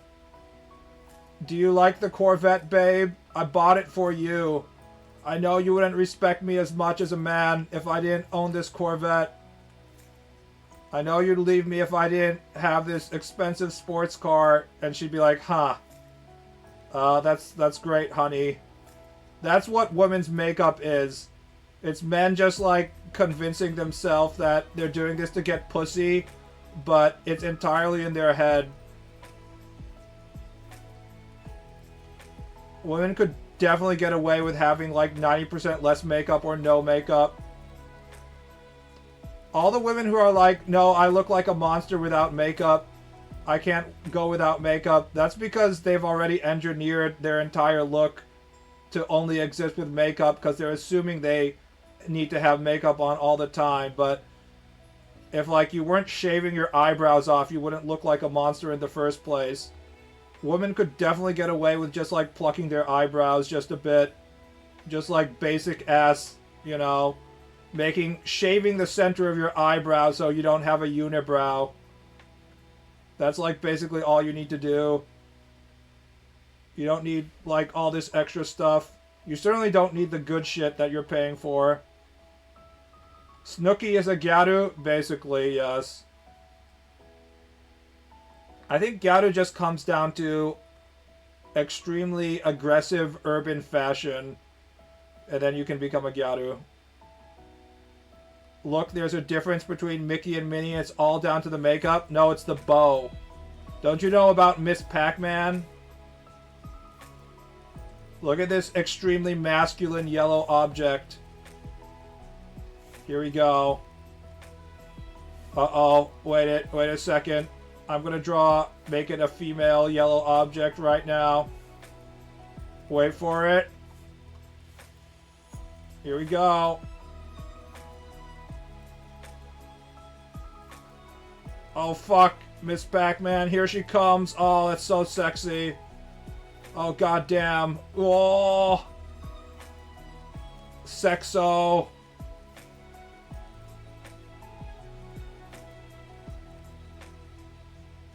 How will I know whether I'm allowed to jack off to the brown M&M as a heterosexual male if she doesn't have high heels?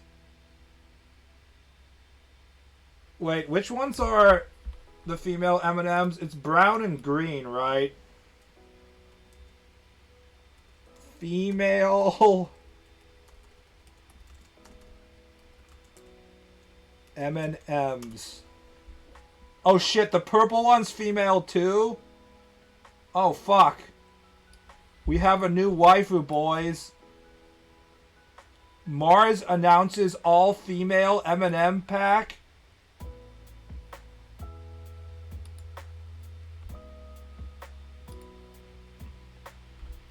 What's the date for this? All female packs celebrate women everywhere who are flipping the status quo. We did it, boys. January 5th, 2023. Sexism has been defeated.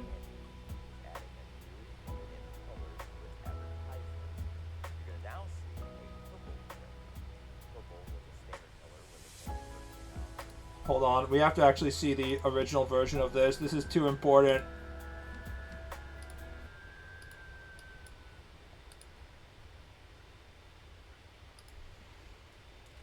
M&M female commercial.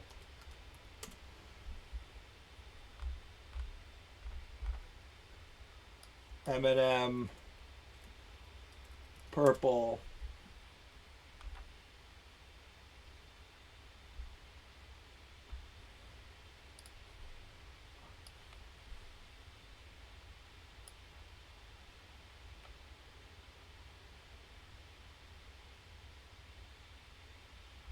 I have ad blocker on, so it takes forever for them to load it. Hey, Purple. 10 minutes to your big debut. Oh gosh, she sings.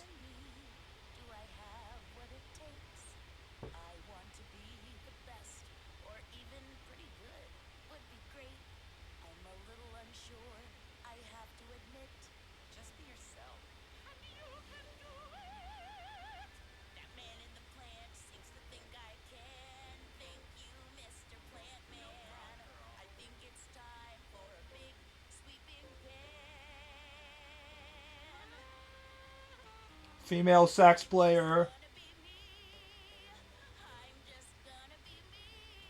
Nothing else I can be but a purpley peanut-shaped chocolate candy. Oh, Notice that she's not wearing high heels, so there's no way for me to know that she's a female except for her eyelashes. I might say the wrong word. You might say I'm awkward, and hey, I would agree. But let's leave that line for me. I'm just gonna be me. This is me being me. Oh god, this is so long. How it's a fucking a minute 45-second commercial. I can't even watch this to the end. What the fuck is this? It goes on forever. It's like those all-woman Fruity Pebbles. I didn't know that was a thing.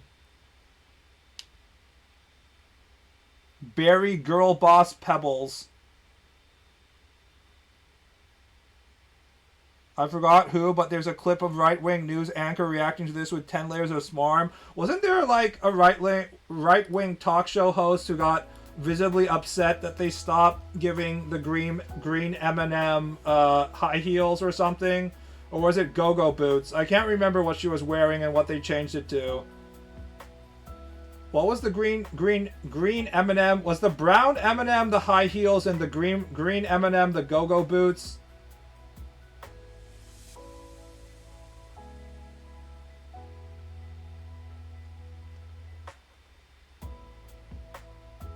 The consequences of capitalism. It's more like the consequences of capitalism trying to virtue signal their ways into our hearts instead of just being like, we made a product you like. They're like, oh, do you have political convictions? What if we tried to tie your political convictions to this candy? Would you like that? Would you buy our candy now? Do you identify as this chocolate candy with a sugar coating on the outside so it doesn't melt in your hand? Green was the M&M everyone thirsted over? I think so. I think brown was the female M&M for a while, but green was the sexier one? I don't know. Honestly, I'm kind of gay for the yellow M&M, so I'm not interested in the females. Brown has heels and tights and glasses in the last commercial we just saw.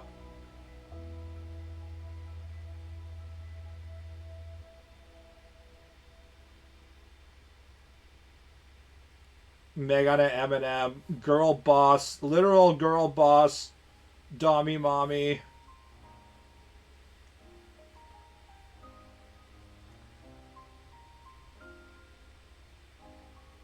Brown is OL, and you know what happens with sexy Christmas cake. Old hag OL. As the M&M ovaries dry up, she gets more sexually aggressive. I can't decide on what kind of boobs I want to give her.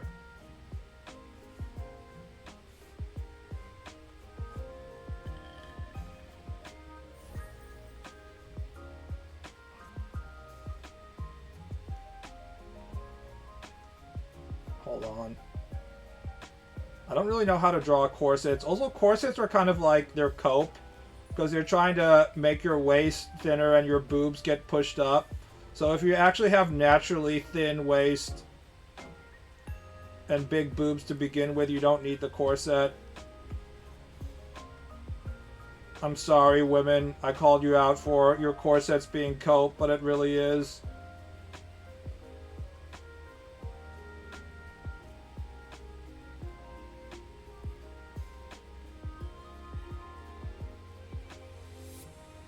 Friend coming through to do laundry at my place. See ya next time. See ya, Death Striker. Depends on the corset. There's the corsets that you need to support your like spine and stuff, because you're lifting heavy objects. There's that as well.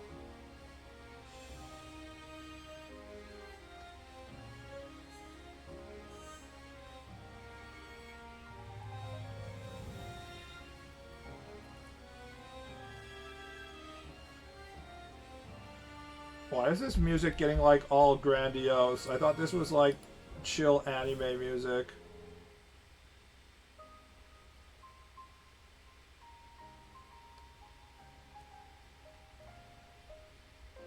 Morning lo-fi hip-hop. Put on some Dragon Quest VIII music. I don't actually like Dragon Quest music besides the main theme, I'm gonna be honest.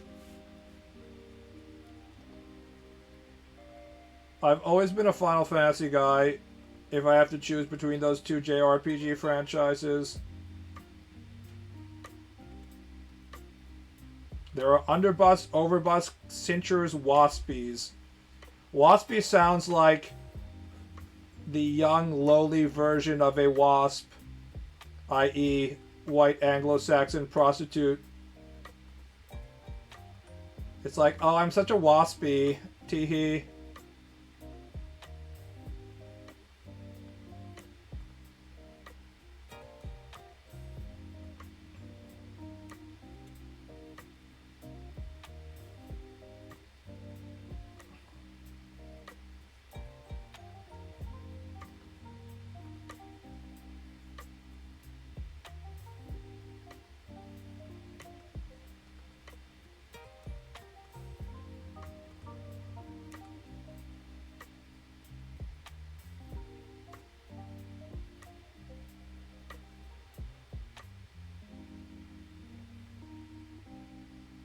Wasp waste equals Oda waste.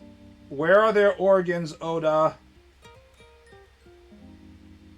Where are the organs?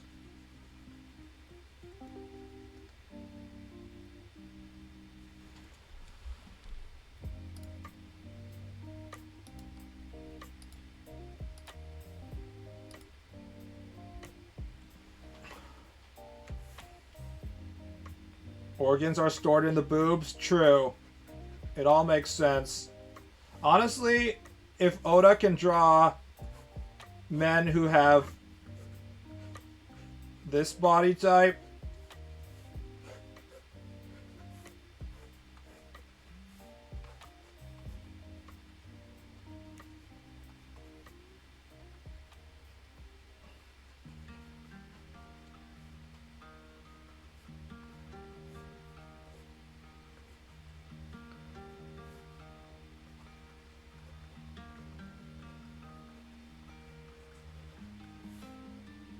then he should be allowed to draw women.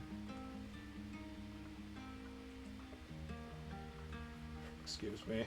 While I draw the X.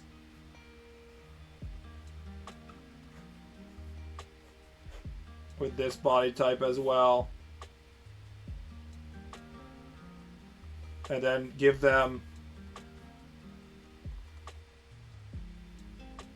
the standard Nami face that he gives 99% of his female characters at this point.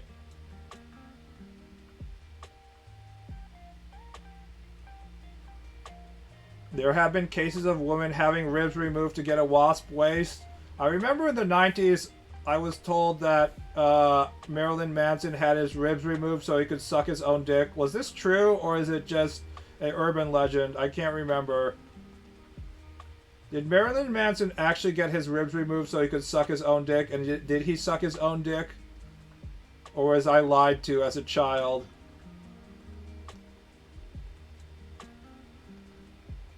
Urban legend? God damn it. I can't believe anything anymore. It was a legend? No, I still believe. I'm not giving up. Okay? I'm sure Marilyn Manson sucked his own cock. This is an important moment in life for me. If I can't believe in Marilyn Manson's self-blowjobs, what can I believe in, guys?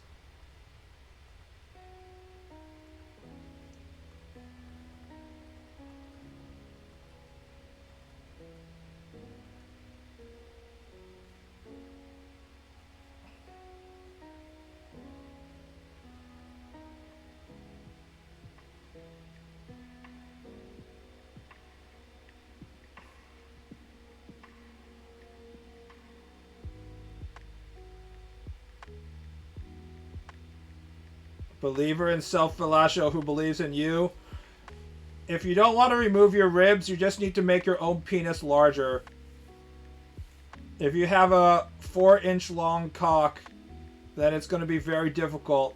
But if you have a 4-foot long cock, suddenly the self-blowjob much easier to commit to.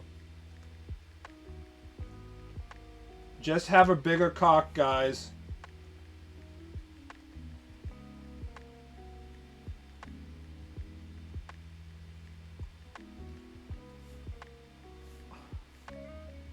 I don't think self-blowjob sounds good.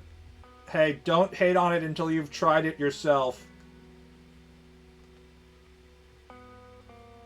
We need to be free from the tyranny of females that they have over our penis. And the only way to make that happen is to suck our own cock. This is the curse of being born male.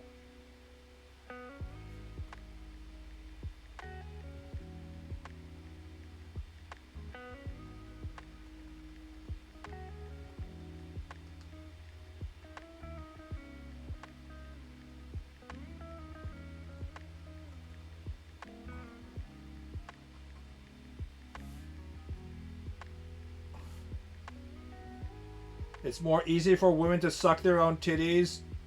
This is true, but this is what happens when the titties are right up near your face. Also, if you say that to all the flat girls out there, they'll be extremely upset. They'll be like, it's not easy, goddammit! These things are attached directly to my chest. They're not stretching anywhere. But I like women. We have to overcome that and go back to primordial society when men propagated through male preg. BaalBuddy stream, don't talk about male pregnancy challenge. Difficulty impossible.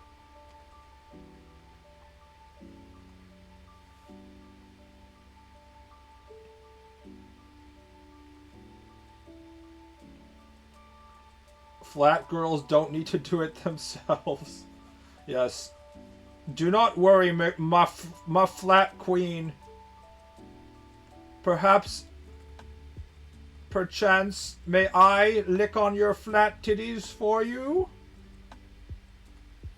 No need to thank me. I'm just doing my duty. I just saw some unsucked on titties.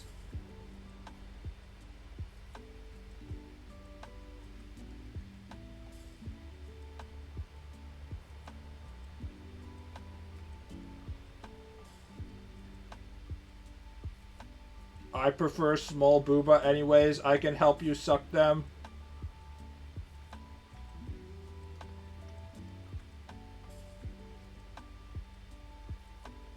I want the booba to be so flat Then when I dive into her bosom for the lovingly motherly embrace, expecting squishy warmth to cushion the impact of my head, I crack my head on her rock hard rib cage because there is nothing to cushion my impact, and it gives me a concussion. That's how flat I want those titties to be. Just a foreboding, incredibly hard surface.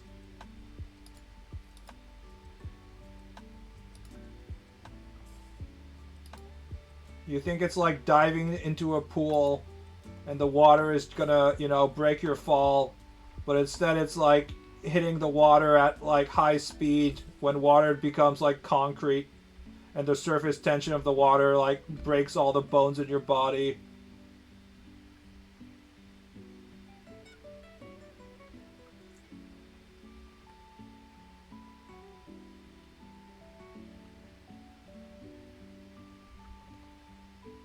Mosquito bites? I don't know. I don't like when there's just like a B cup and stuff. I like it when it's completely flat.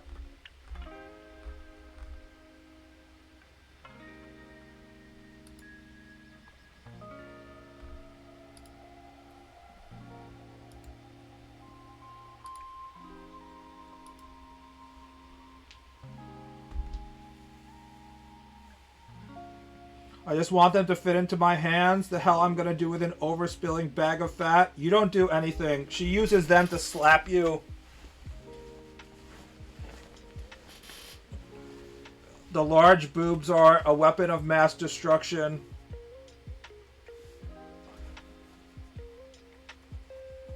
You disrespect her, the titties come out, and she just beats you with them. She'd be like, no, babe, please don't, not the titty slaps.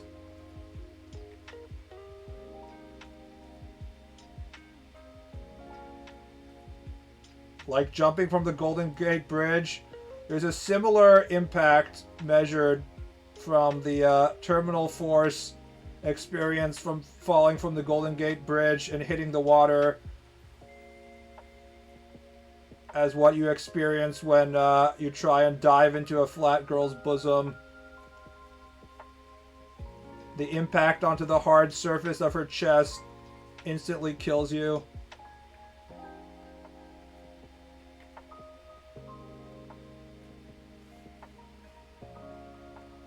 Over 5,000 people die from flat death injuries, so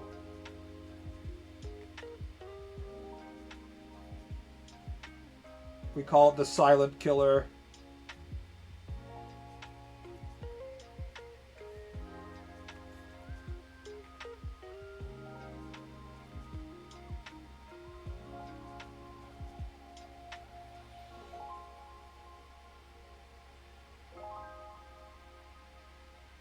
There is this old woman with old type of transplants which have hardened over years, making her able to crush cans and break open watermelons with her boobs. I wonder what's in there. It's probably silicone, right? I don't think they really use silicone anymore. I think it's all like saline and stuff, right?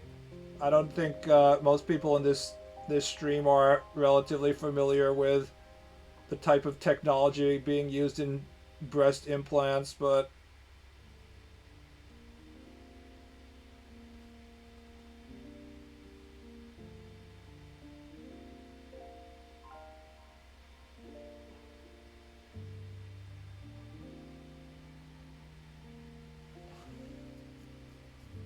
I saw two large black women beating a tiny white woman with their boobs. Those are the funniest type of porn. Ones that like involve gigantic ass women like sitting on top of smaller women and stuff. It feels like an offshoot of professional wrestling, but there's people who jack off to that. It's like LMAO, look at this 100-pound white woman getting her face crushed by gigantic black asses. I will now masturbate. This is what turns me on.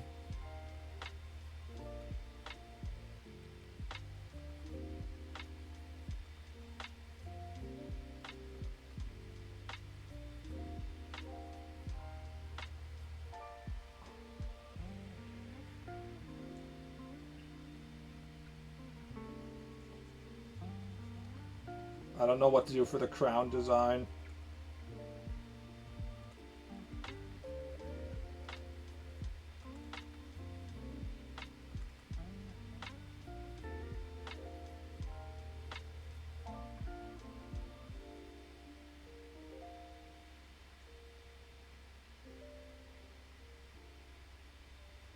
I guess if you just add a bunch of like squiggly details, it looks like it's heavily jeweled.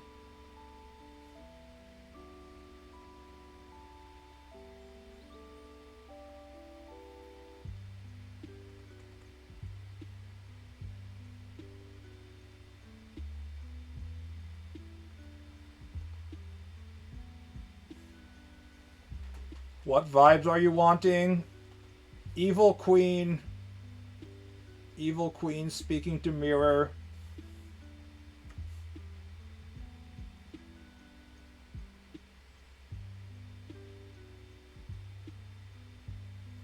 If we nobody actually remembers what the Snow White Queen looks like, but she had some really basic bitch crown right here. No wonder she was angry if this was the best crown she could get. I can't remember. Does the king ever appear in Snow White at all? Because if you had an evil looking bad bitch female as your wife like this, and this was the crown you were giving her, you can understand why she'd be kind of unhappy all the time.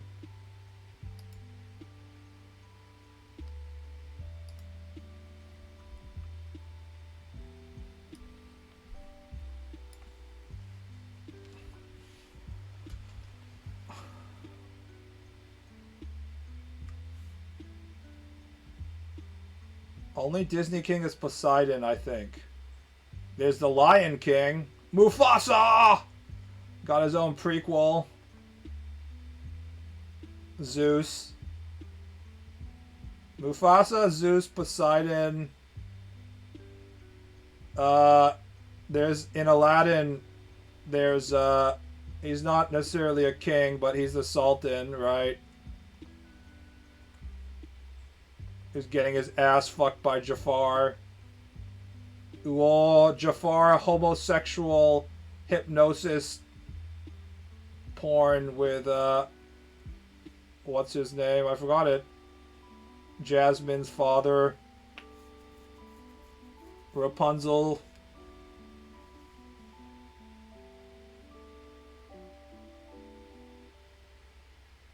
Nobody remembers Sleeping Beauty besides how horny they were for Maleficent. That's about it.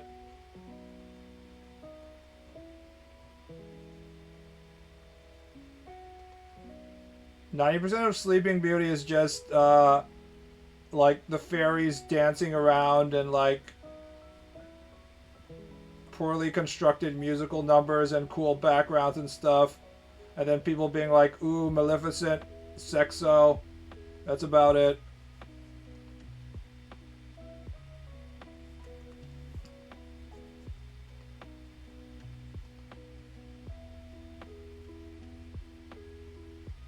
Maleficent was basically the whole ass movie. Maleficent and the raging hard-on she gave me and all the male viewers. I mean, what can you do? The Sleeping Beauty, this bitch literally be sleeping. Like, what are we supposed to do here with this story? Just by definition, Aurora is just like, you know, part of the scenery.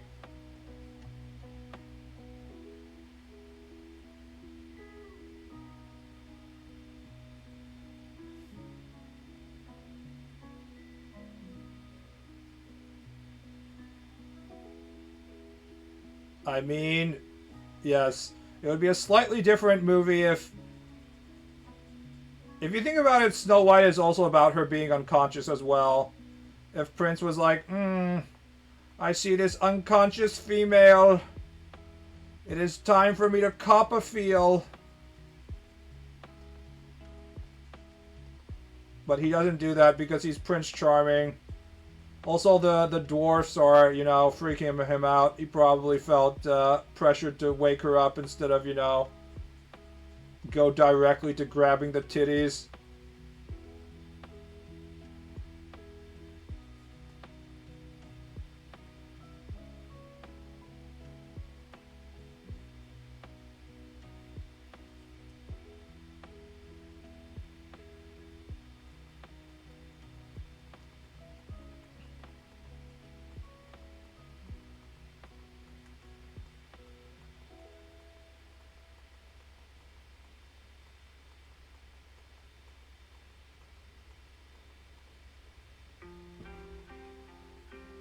Damn, how many undos do I have? Jesus.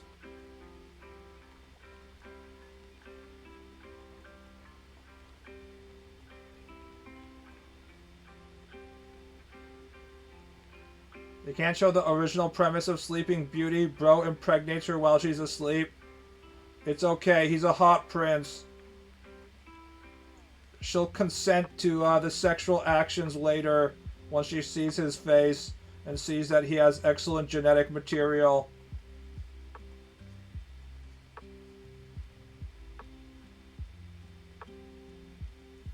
Actual rohypnol tactics right there. I mean, you know these fairy tales come from somewhere. So there's probably quite a bit of that going on. It's okay. In the 80s or 90s, I can't remember when it came out, but women got their revenge by having an entire rom-com about a woman falling in love with a guy she didn't know while he was in a coma. Do you guys know about this? This is called When You Were Sleeping. It's supposed to be a romantic concept, but it's literally this woman like creeping on this guy while he can't resist her because he's fucking out of it. When You Were Sleeping trailer. Oh, While You Were Sleeping. Oh, it's 95. Interesting. Sandra Bullock.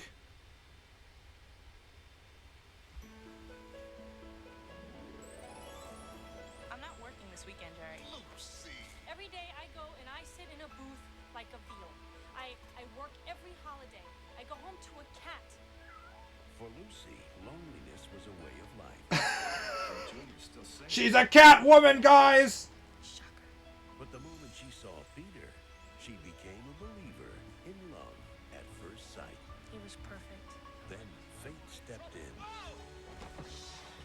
Mister! There's a train coming! Oh, God, you smell good. Now she's part of his life. She's in a coma. Oh, I was gonna marry him. Who's she? She's his fiance. No. Peter's engaged. She saved his life. Part of his family. Hey, sis. Where's my, Lucy's going to marry my brother Peter. What? I didn't mean for this to happen.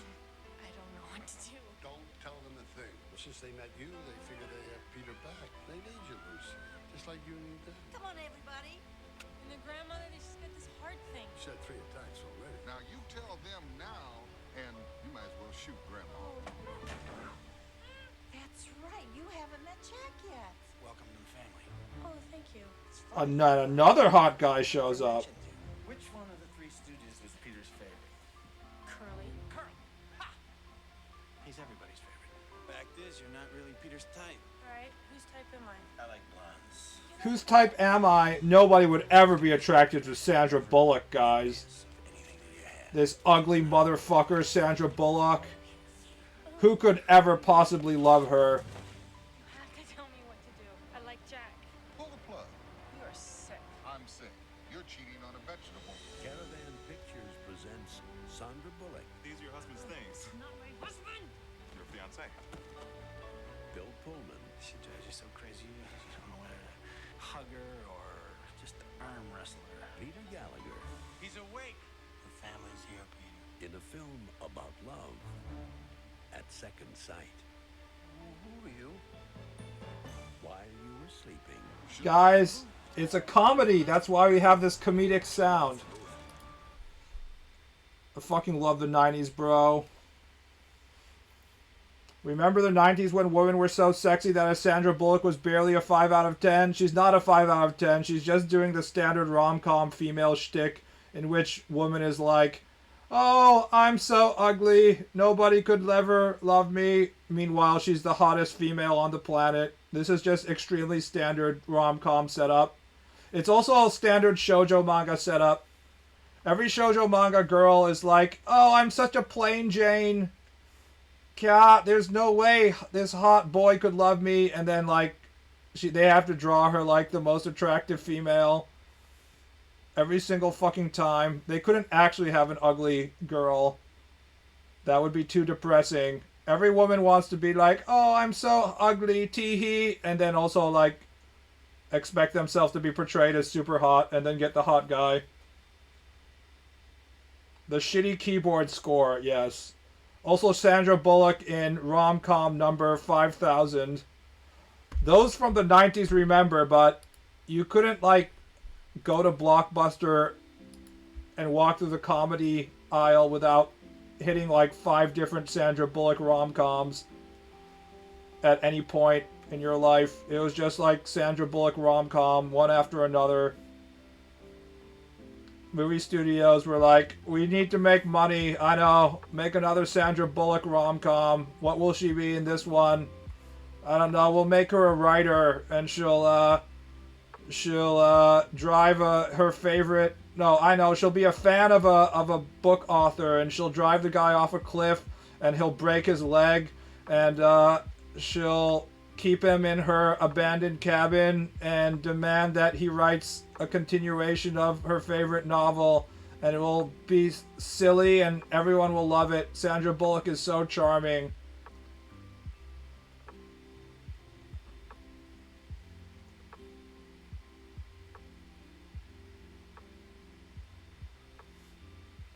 Ball, I am not a fossil. I never went to Blockbuster. In my area, see, you guys don't even understand. In my area, there was like 3 Blockbusters and like 4 other movie rental stores. And there was some nice independent movie rental stores and stuff. Blockbuster was the one you went to get like the crappy shit. But there were better movie rental stores. You don't understand. Video rental was like something that you need to have multiple ones because sometimes the movie you want to see would be out in one store, so you'd have to go to a different store to get it. It's no shock that the movie rental business went out of business because it fucking sucked.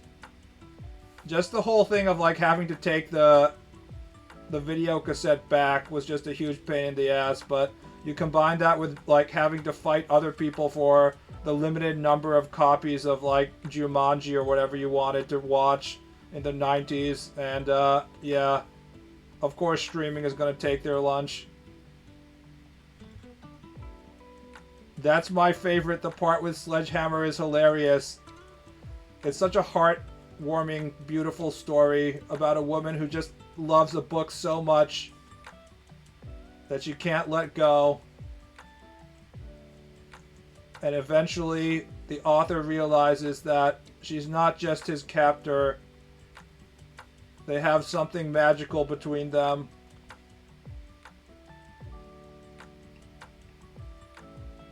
You'd go to a rental store and buy Candy Bar too, yes. You get your cardboard cup of shitty-ass popcorn and some candy. Also, renting video games was even worse than renting movies because they usually only had like 1 copy. And then like if it was a PlayStation 1 game, the CD would be scratched to all hell. That was one of the huge advantages for being an N64 kid over being a PlayStation kid, in that if you were renting a video game from Blockbuster, like the cartridges were usually in better shape than the CDs. Of course, the bad part about being a Nintendo 64 kid is you basically got like 4 games a year, while PlayStation got like 35 games a month. So you're always like waiting for the next release of Buck Bumble or something on N64.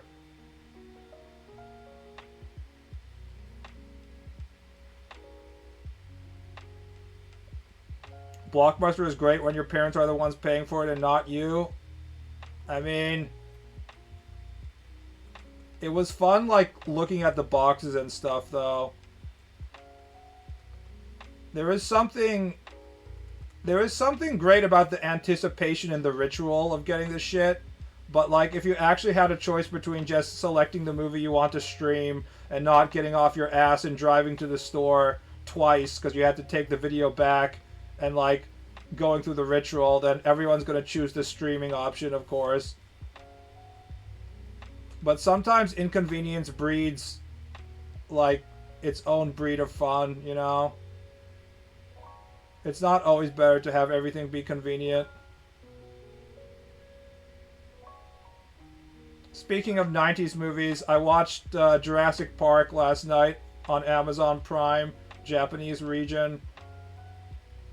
God damn, that movie is fucking perfect. There's not a single second of Jurassic Park that's wasted or out of place. I spent a lot of time shitting on Spielberg, and I have a lot of issues with some of his movies, but I will say that Jurassic Park is it's just an absolutely perfect movie, and I wouldn't change a single second of it. Nothing about it is incorrect. Everything about it is well done. It's a panic movie, it's a monster movie, it's a horror movie, it's a kids movie, it's an adult movie.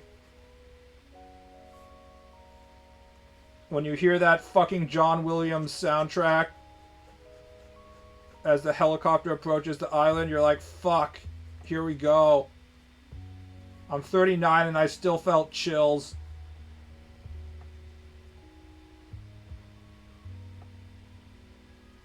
There was a vibe walking to the horror movie section alone as a kid. It feels like you're not allowed to be there. Yes. And if you're walking through, like, the suspense thriller section, you literally weren't allowed to be there because, like, half of the movies were softcore porn, like Species and stuff. Basic Instinct. You're like, there's lots of titties on the box here.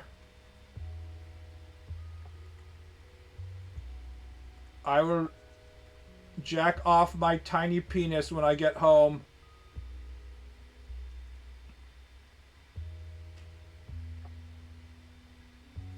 It had Jeff Goldblum being sexy, awakening a lot of women to the concept of that they wanted a sexy math scientist guy who wears leather jacket to be their husband.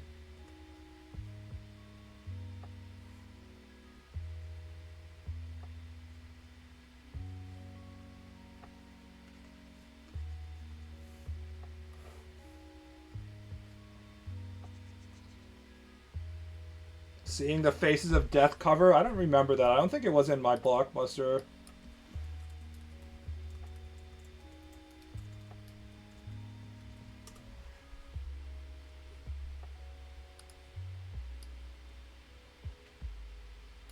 It must have been around in the local cult video store. But it definitely was. I don't think I saw it in Blockbuster. Anyways, that's more about horror. I was all about the titties. So you don't understand. If you're a kid in the 90s, you're like, this woman is an alien xenomorph, but she's naked. Men cannot resist her. Mankind may not survive her. Oh no. I'm gonna be murdered by this alien female. Haha. Rated R. Unfortunately, as a kid, you knew that you weren't going to be able to get this past your parents and be like, don't worry, parents. This is a perfectly normal horror movie. I'm definitely not watching it for softcore porn reasons. They weren't going to get it. You needed a parent that was truly not looking at the type of stuff you were trying to rent if you wanted to rent this one. She even kills the diabetic dude because he isn't prime breeding material. I don't know, man. I think she's narrowing her subjects a little bit if she's in America. If you start rejecting the diabetics in America, not much men are left.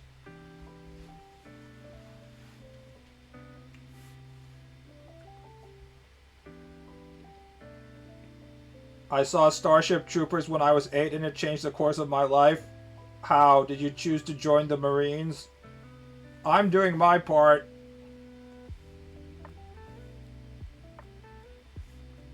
I think a lot of kids saw like Paul Verhoeven content when they were 8 and it changed their life because they realized that ultra-violence was awesome.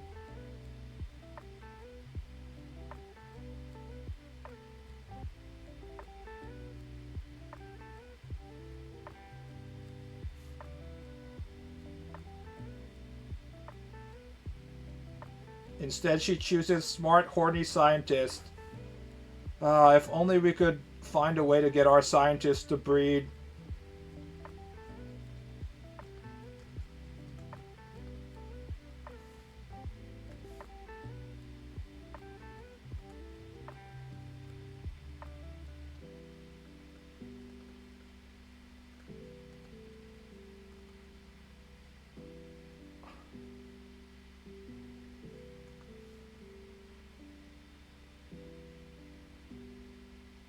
Isn't America already kind of banning diabetic people with those insulin prices?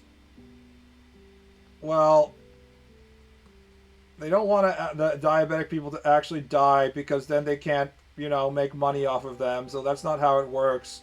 Instead, they raise insulin prices and then force them to get health insurance, and then we all have to pay for the health insurance, and then everyone's health insurance becomes like $500 a month or whatever, even if you're not diabetic. It's basically like a tax on healthy people. Feels good, man. But luckily I'm not in America anymore, so it's no longer my problem. Actually feels good.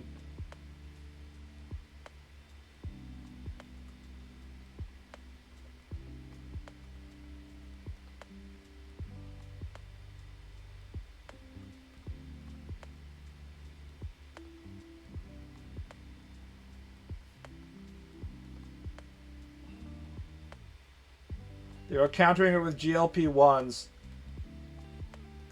Guys, are GLP-1s really a miracle drug? In general, my opinion is if something is too good to be true, then it probably is too good to be true. But, GLP-1s have been around for quite a while now, so...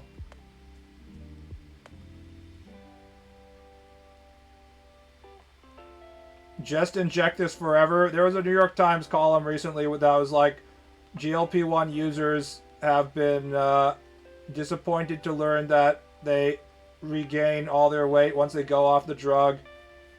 And in some of the comments was a guy who was like, I'm okay, using this drug forever. It's normal to have to use a medication forever. And I was just like, or you could just like, lose weight normally. I don't know. Is that asking too much? I guess it is for Americans. The New York Times comment section was like a combination of people being like, you people should just lose weight. And then everyone else being like, how can you be so condescending to me? I have these type of health issues. Don't you think I've already tried to lose weight normally? It was impossible. I've tried every other way. I'm just like, I bet you haven't tried everything, but like, whatever.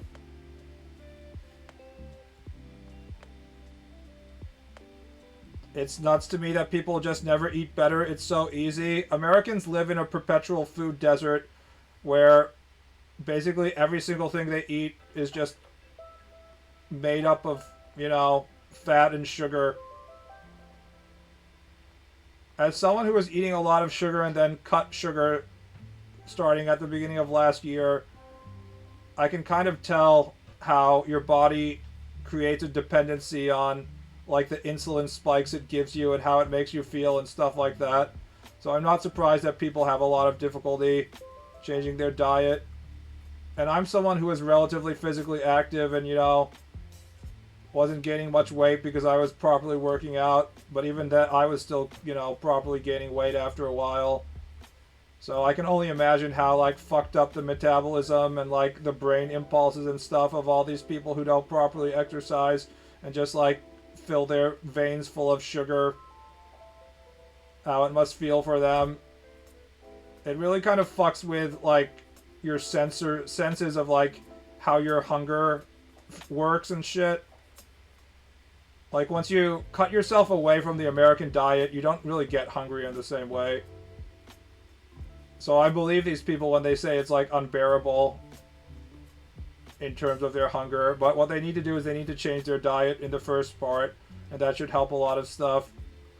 I guarantee all these people who are saying that they have to take Ozempic and shit, and they've tried everything, have not tried everything. If they had actually changed their diet, then a lot of those hunger pains I think would go away quite quickly. But that is also difficult because, you know, the American diet is composed of shitty food that you buy at a gas station, so...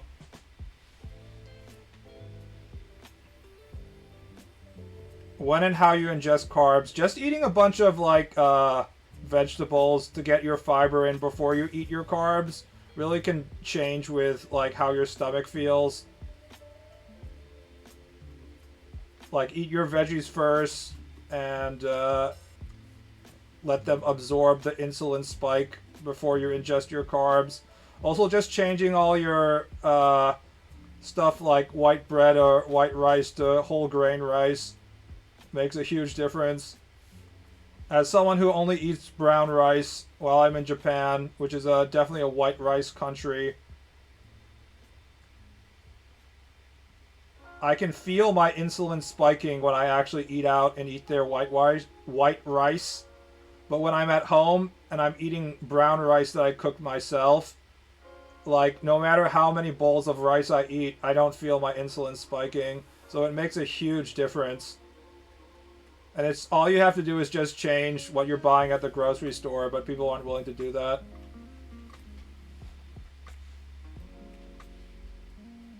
They're pounding back a full-ass family-size sleeve of Oreos and baffled why they're overweight. Yes, I was also doing that. I fucking love Oreos.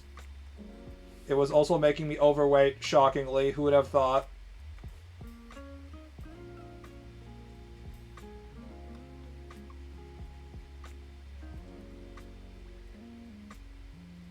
You get sleepy after white rice, too? I think I get sleepy after everything, but... I think I'm sleepy all the time, so it's kind of hard to use that to gauge whether I'm getting insulin spike or not. I feel like, I don't know how to explain it, but I feel like juice in my legs. I don't know. Like, I feel juiced up when I'm getting the insulin really peaking. I can also feel it in my brain. Like, I can feel energy flowing into my brain if I go from, like, having very low insulin levels to very high insulin, like, blood sugar levels. Also, don't drink coffee on an empty stomach. Also, I can't drink caffeine anymore as well, so... I've basically divorced myself from all of the most standard forms of, like, things that are bad for us in the modern diet. No caffeine. Limits my carbs. I'm still eating sugar, I guess. Refined sugar. But no alcohol, no smoking. No gambling, no gacha. White rice makes my blood sugar spike and then I get energized and then very sleepy. Yeah. So for those of you who don't know what we're talking about, what's happening is... or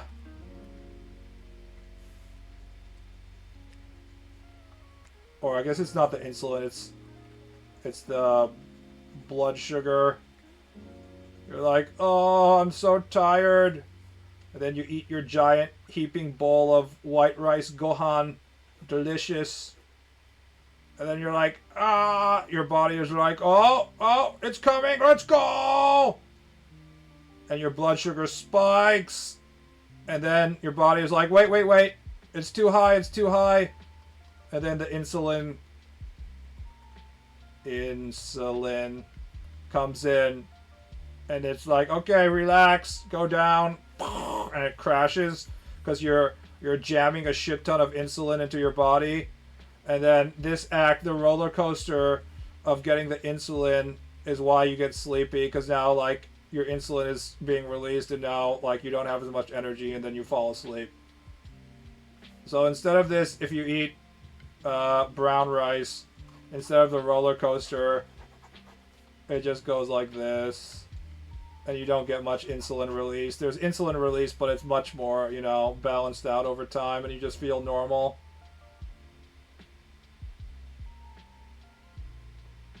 Brain activity requires sugar. It does, just not the amount we eat in this current day and age.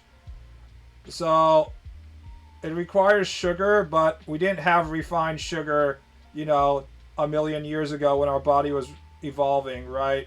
We had non-refined sugars. Most of the sugar we got was in these whole grain vegetables, you know, full vegetables. The key to all of this is most of the things that had sugar that we ate involved, they were surrounded with fiber. And then the fiber would delay our insulin release.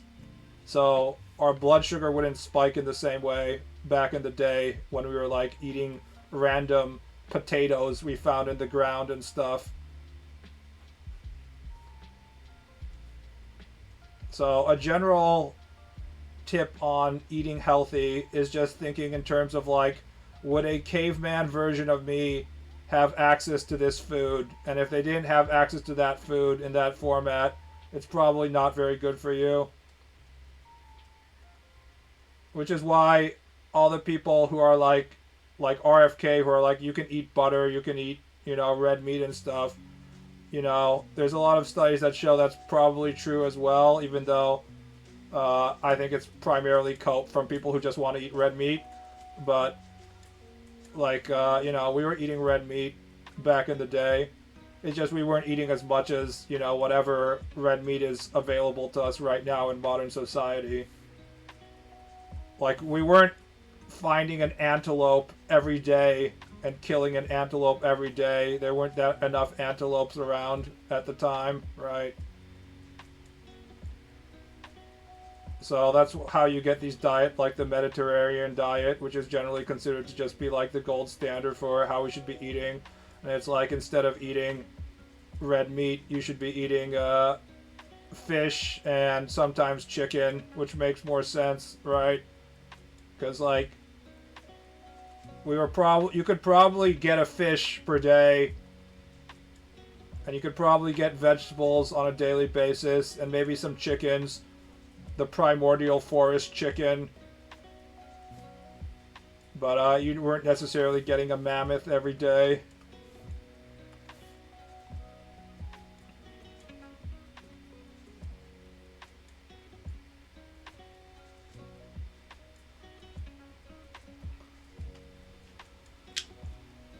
Tablespoon of vinegar, acetic acid, 30 before carby food helps mitigate a spike. I didn't know that. Interesting.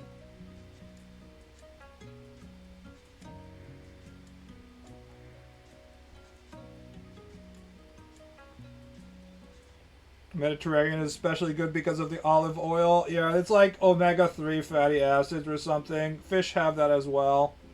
Japanese diet is also considered to be good, and it doesn't have olive oil, so it doesn't have to be olive oil, but I put olive oil on my salads. I've also been using flaxseed oil. Flaxseed oil is helpful because it tends to make your poop kind of become clumps. So it makes the poop come out nice and smooth.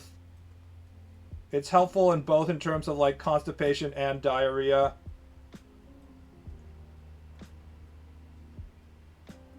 I don't have either, thanks to my flaxseed oil.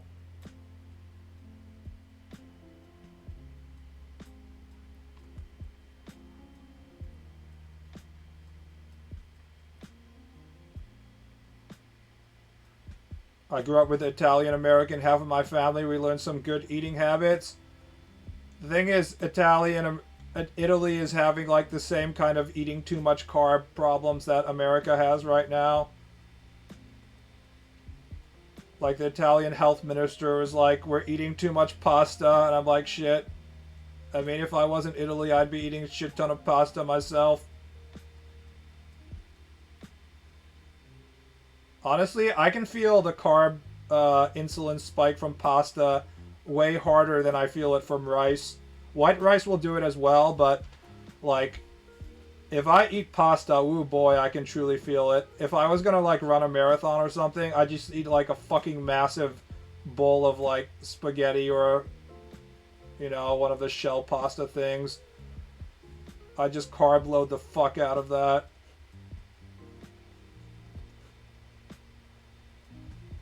I honestly feel like more juiced from pasta than I even feel from like eating sweets. That's how powerful the carb spike is when I eat pasta.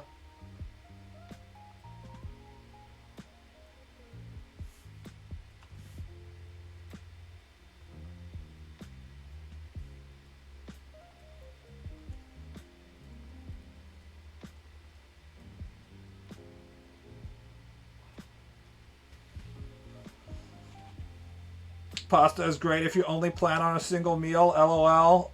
The other day, I ate a bunch of Japanese sugary bread. I ate ampan and meronpan. One meronpan, one ampan, which is about 1,000 calories of giga carbs and sugar. And I had to go run around outside at high speed because I could just feel like all the sugar flowing through my veins. And I was like, oh fuck, I'm gonna lose my mind. Oh, this is so bad. And I was like, yeah, damn, I'm getting too old for this. Legitimately getting too old for this. Fuck.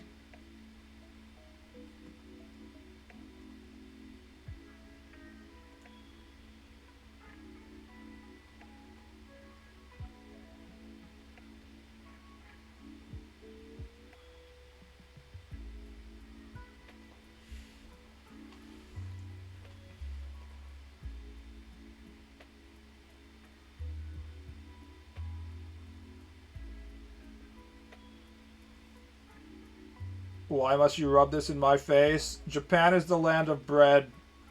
If you're not careful, you will consume endless amounts of bread. You really have to just limit yourself. Back in 2010, when I was in Japan on a very low budget because the exchange rate was really bad for dollars, and I wanted calories because I was young and I was still running around super hard outside, I would just buy like 3 sugary breads for lunch, and that was like 1,000 calories. And at the time, I remember thinking like, oh, this is so cost effective. I'm getting so many calories for such a low price.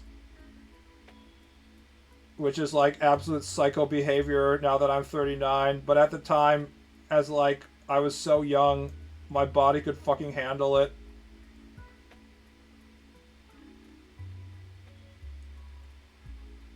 The Yamazaki Koppepan. There's like all these kind of like bread factories in Japan. The most famous one called Yamazaki. But they just have like these pieces of bread that's just like a giant loaf of bread and it's like full of jam. And it's like 120 yen or 100 yen. And it's like 600 calories of just like carbs and sugar. And when you're young, you can eat it and it's no big deal. But when you get your ass old, you sure as fuck better avoid that.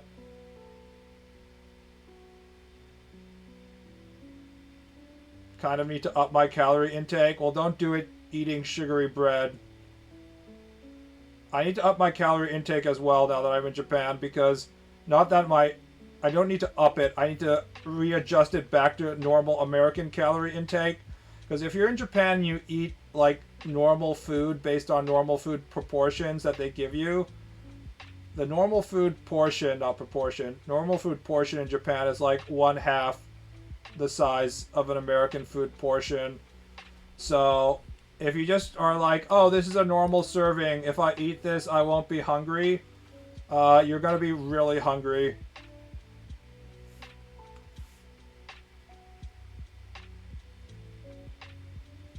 You're going to be fucking starving. And you're going to be like, why am I so hungry? It doesn't make sense. I ate lunch normally. Well, that lunch you ate, because you were eating it based on what the Japanese were serving you, is like 1/2 of the lunch that you were eating back in America. Maybe 1/3 of the lunch.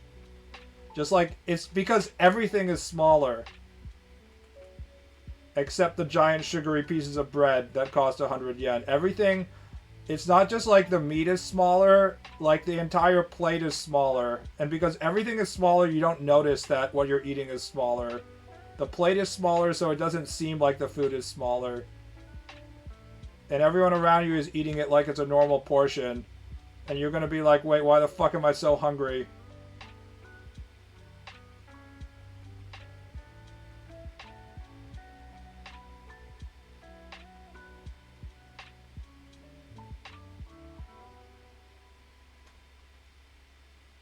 More if you want muscle and full of cabbage. Gyudon ain't great because they don't give you as much beef as you think they're giving you. That beef is sliced up, so it looks like it's a lot, but it's actually not that much protein if you're actually like trying to build up like body mass and muscle and shit.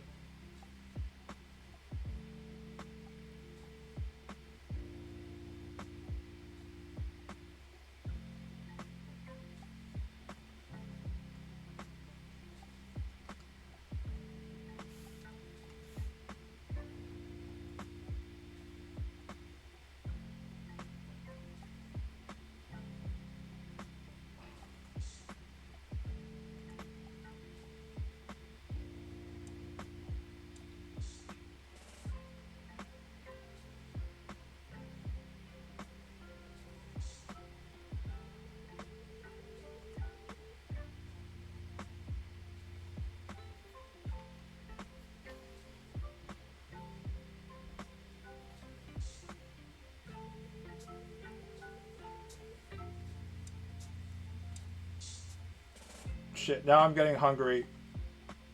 My primary source of protein is just natto and eggs and fish right now. Not necessarily because I'm trying to be healthy, although that's part of it, but because it's cheap.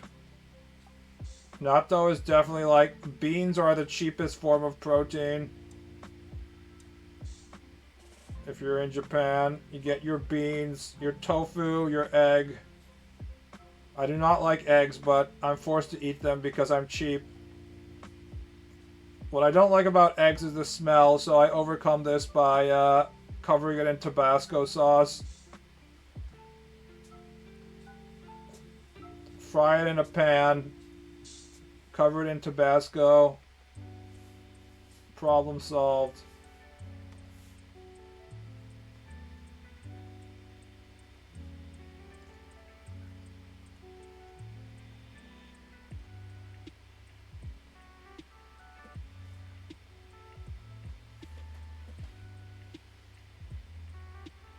No tofu. I am also eating tofu. I made miso soup and then I put tofu in it.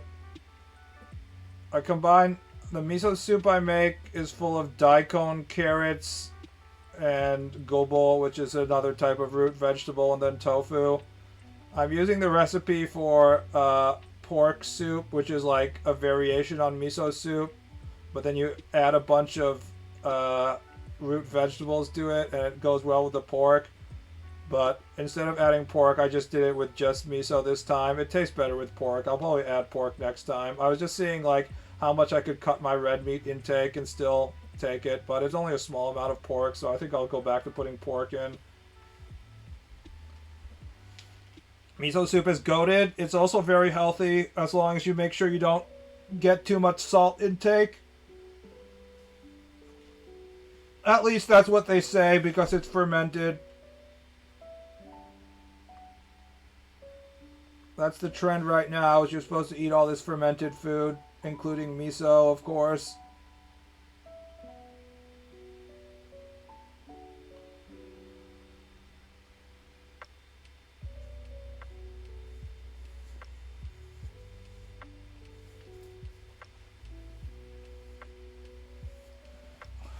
Love making miso soup with autumn veggies. Good thing about daikon and stuff is it's really cheap in Japan as well. Daikon and carrots.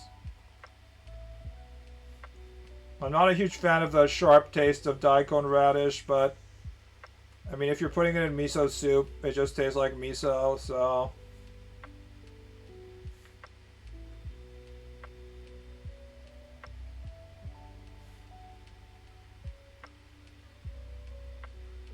Wait till we find out fermented food gives you cancer, actually. That's the thing about cancer stuff, right? They're always like, no, it's actually bad for you. Oh, it's actually good for you. But we've had fermented food for a very long time, so I'm sure it's fine. I'm not worried.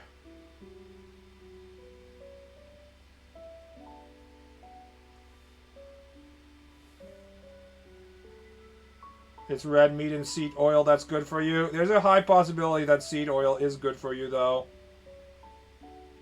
If you look on Grok right now about seed oil, it can't even decide whether RFK Jr. is gaslighting us or not. We just started talking about how seed oils are bad for us in like the last year and a half. There were people who were really deep into the seed oil is bad for you for a while before that, but RFK is really like pushing that shit.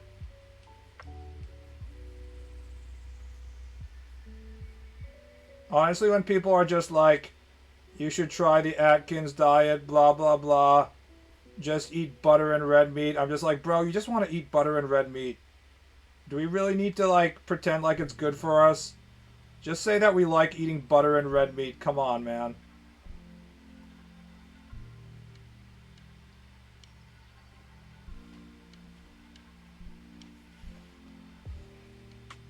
Research has shown most fermented foods are chock, so full of probiotics and antioxidants. They are usually anti-cancer. That's why they tell you to eat it. It reduces your chance of stomach cancer and shit like that. Basically, you can categorize into two foods where it's adding your chance of cancer or lowering your chance of cancer.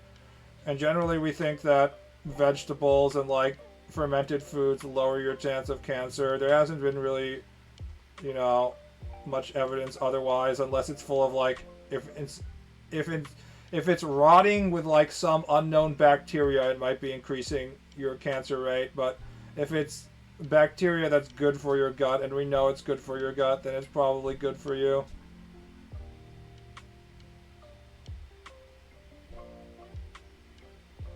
They brought back the got milk ads, but since it's related to RFK and by extension Trump, they were calling it Nazi propaganda. America is kind of like run by the dairy industry in weird ways. Like, remember when they were like, you should all eat cheese, it's a great source of protein, as if Americans, don't eat protein already. Like, America is perpetually in crisis mode in terms of like not being able to admit that cheese is bad for them.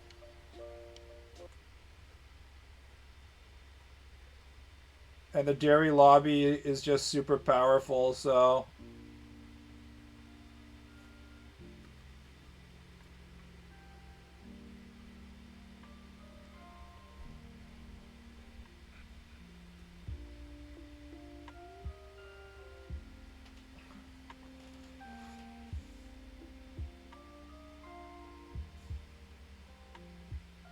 milkers run this country. Speaking of milkers, I feel like her boobs need to be bigger.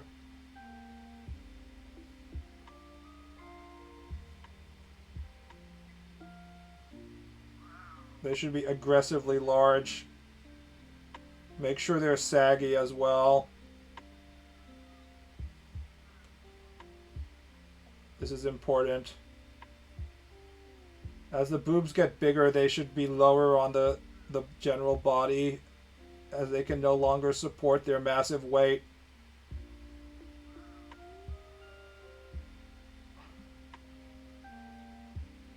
Cheese does have health benefits, but all things it's in moderation. The complaints with cheese come from a lot of the other issues we have, like eggs and stuff, and that we don't know how cholesterol works. There's all this like fat and cholesterol stuff where we know that shit gets like blocking our arteries and stuff like that, but we don't know specifically how, this stuff ends up in our arteries, and we don't know if like the cholesterol that's blocking our arteries is necessarily the cholesterol that comes from us eating cheese and stuff, or if it's just because our body produces cholesterol on its own. So it's very hard to be like, it's hard to tell which one is what's causing what. So that's why we had for this long, very long period in which like fat is bad, etc., etc. But then now we're like, oh, fat is good, maybe. I don't know. It might be good, it might be bad. People can't decide.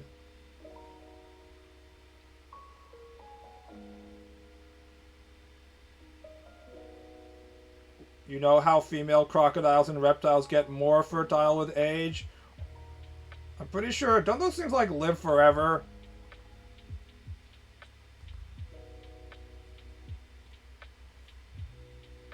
I'm sorry, but crocodiles don't have big, fat, sagging titties. They're kind of like hard and scaly.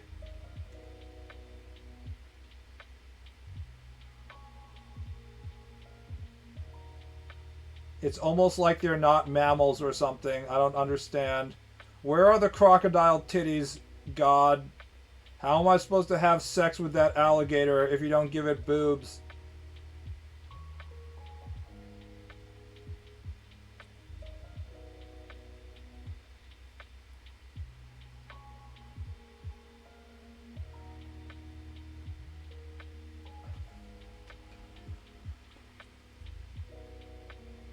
They could live forever given the ability to provide for their constantly growing mass is what I heard. Whoa, we should try doing experiments like that. Just like keeping a crocodile in a really big pen and seeing how big we could make it by just feeding it forever and seeing if it becomes extra fertile. If the alligator becomes big enough, will it become so fertile that we can impregnate it with human seed? I don't know. There's only one way to find out.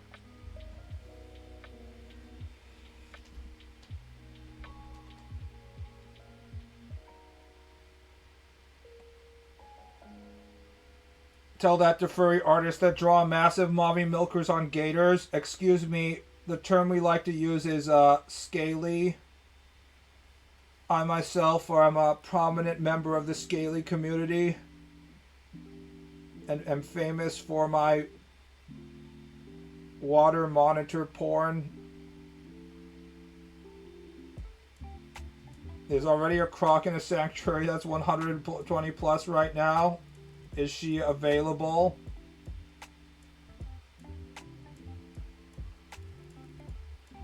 How thick is her eggs?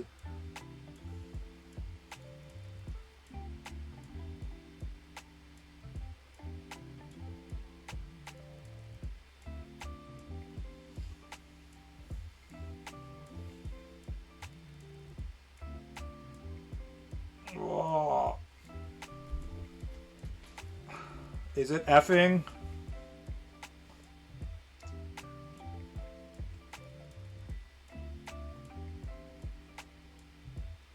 Or are you just saying that because I haven't touched the screen?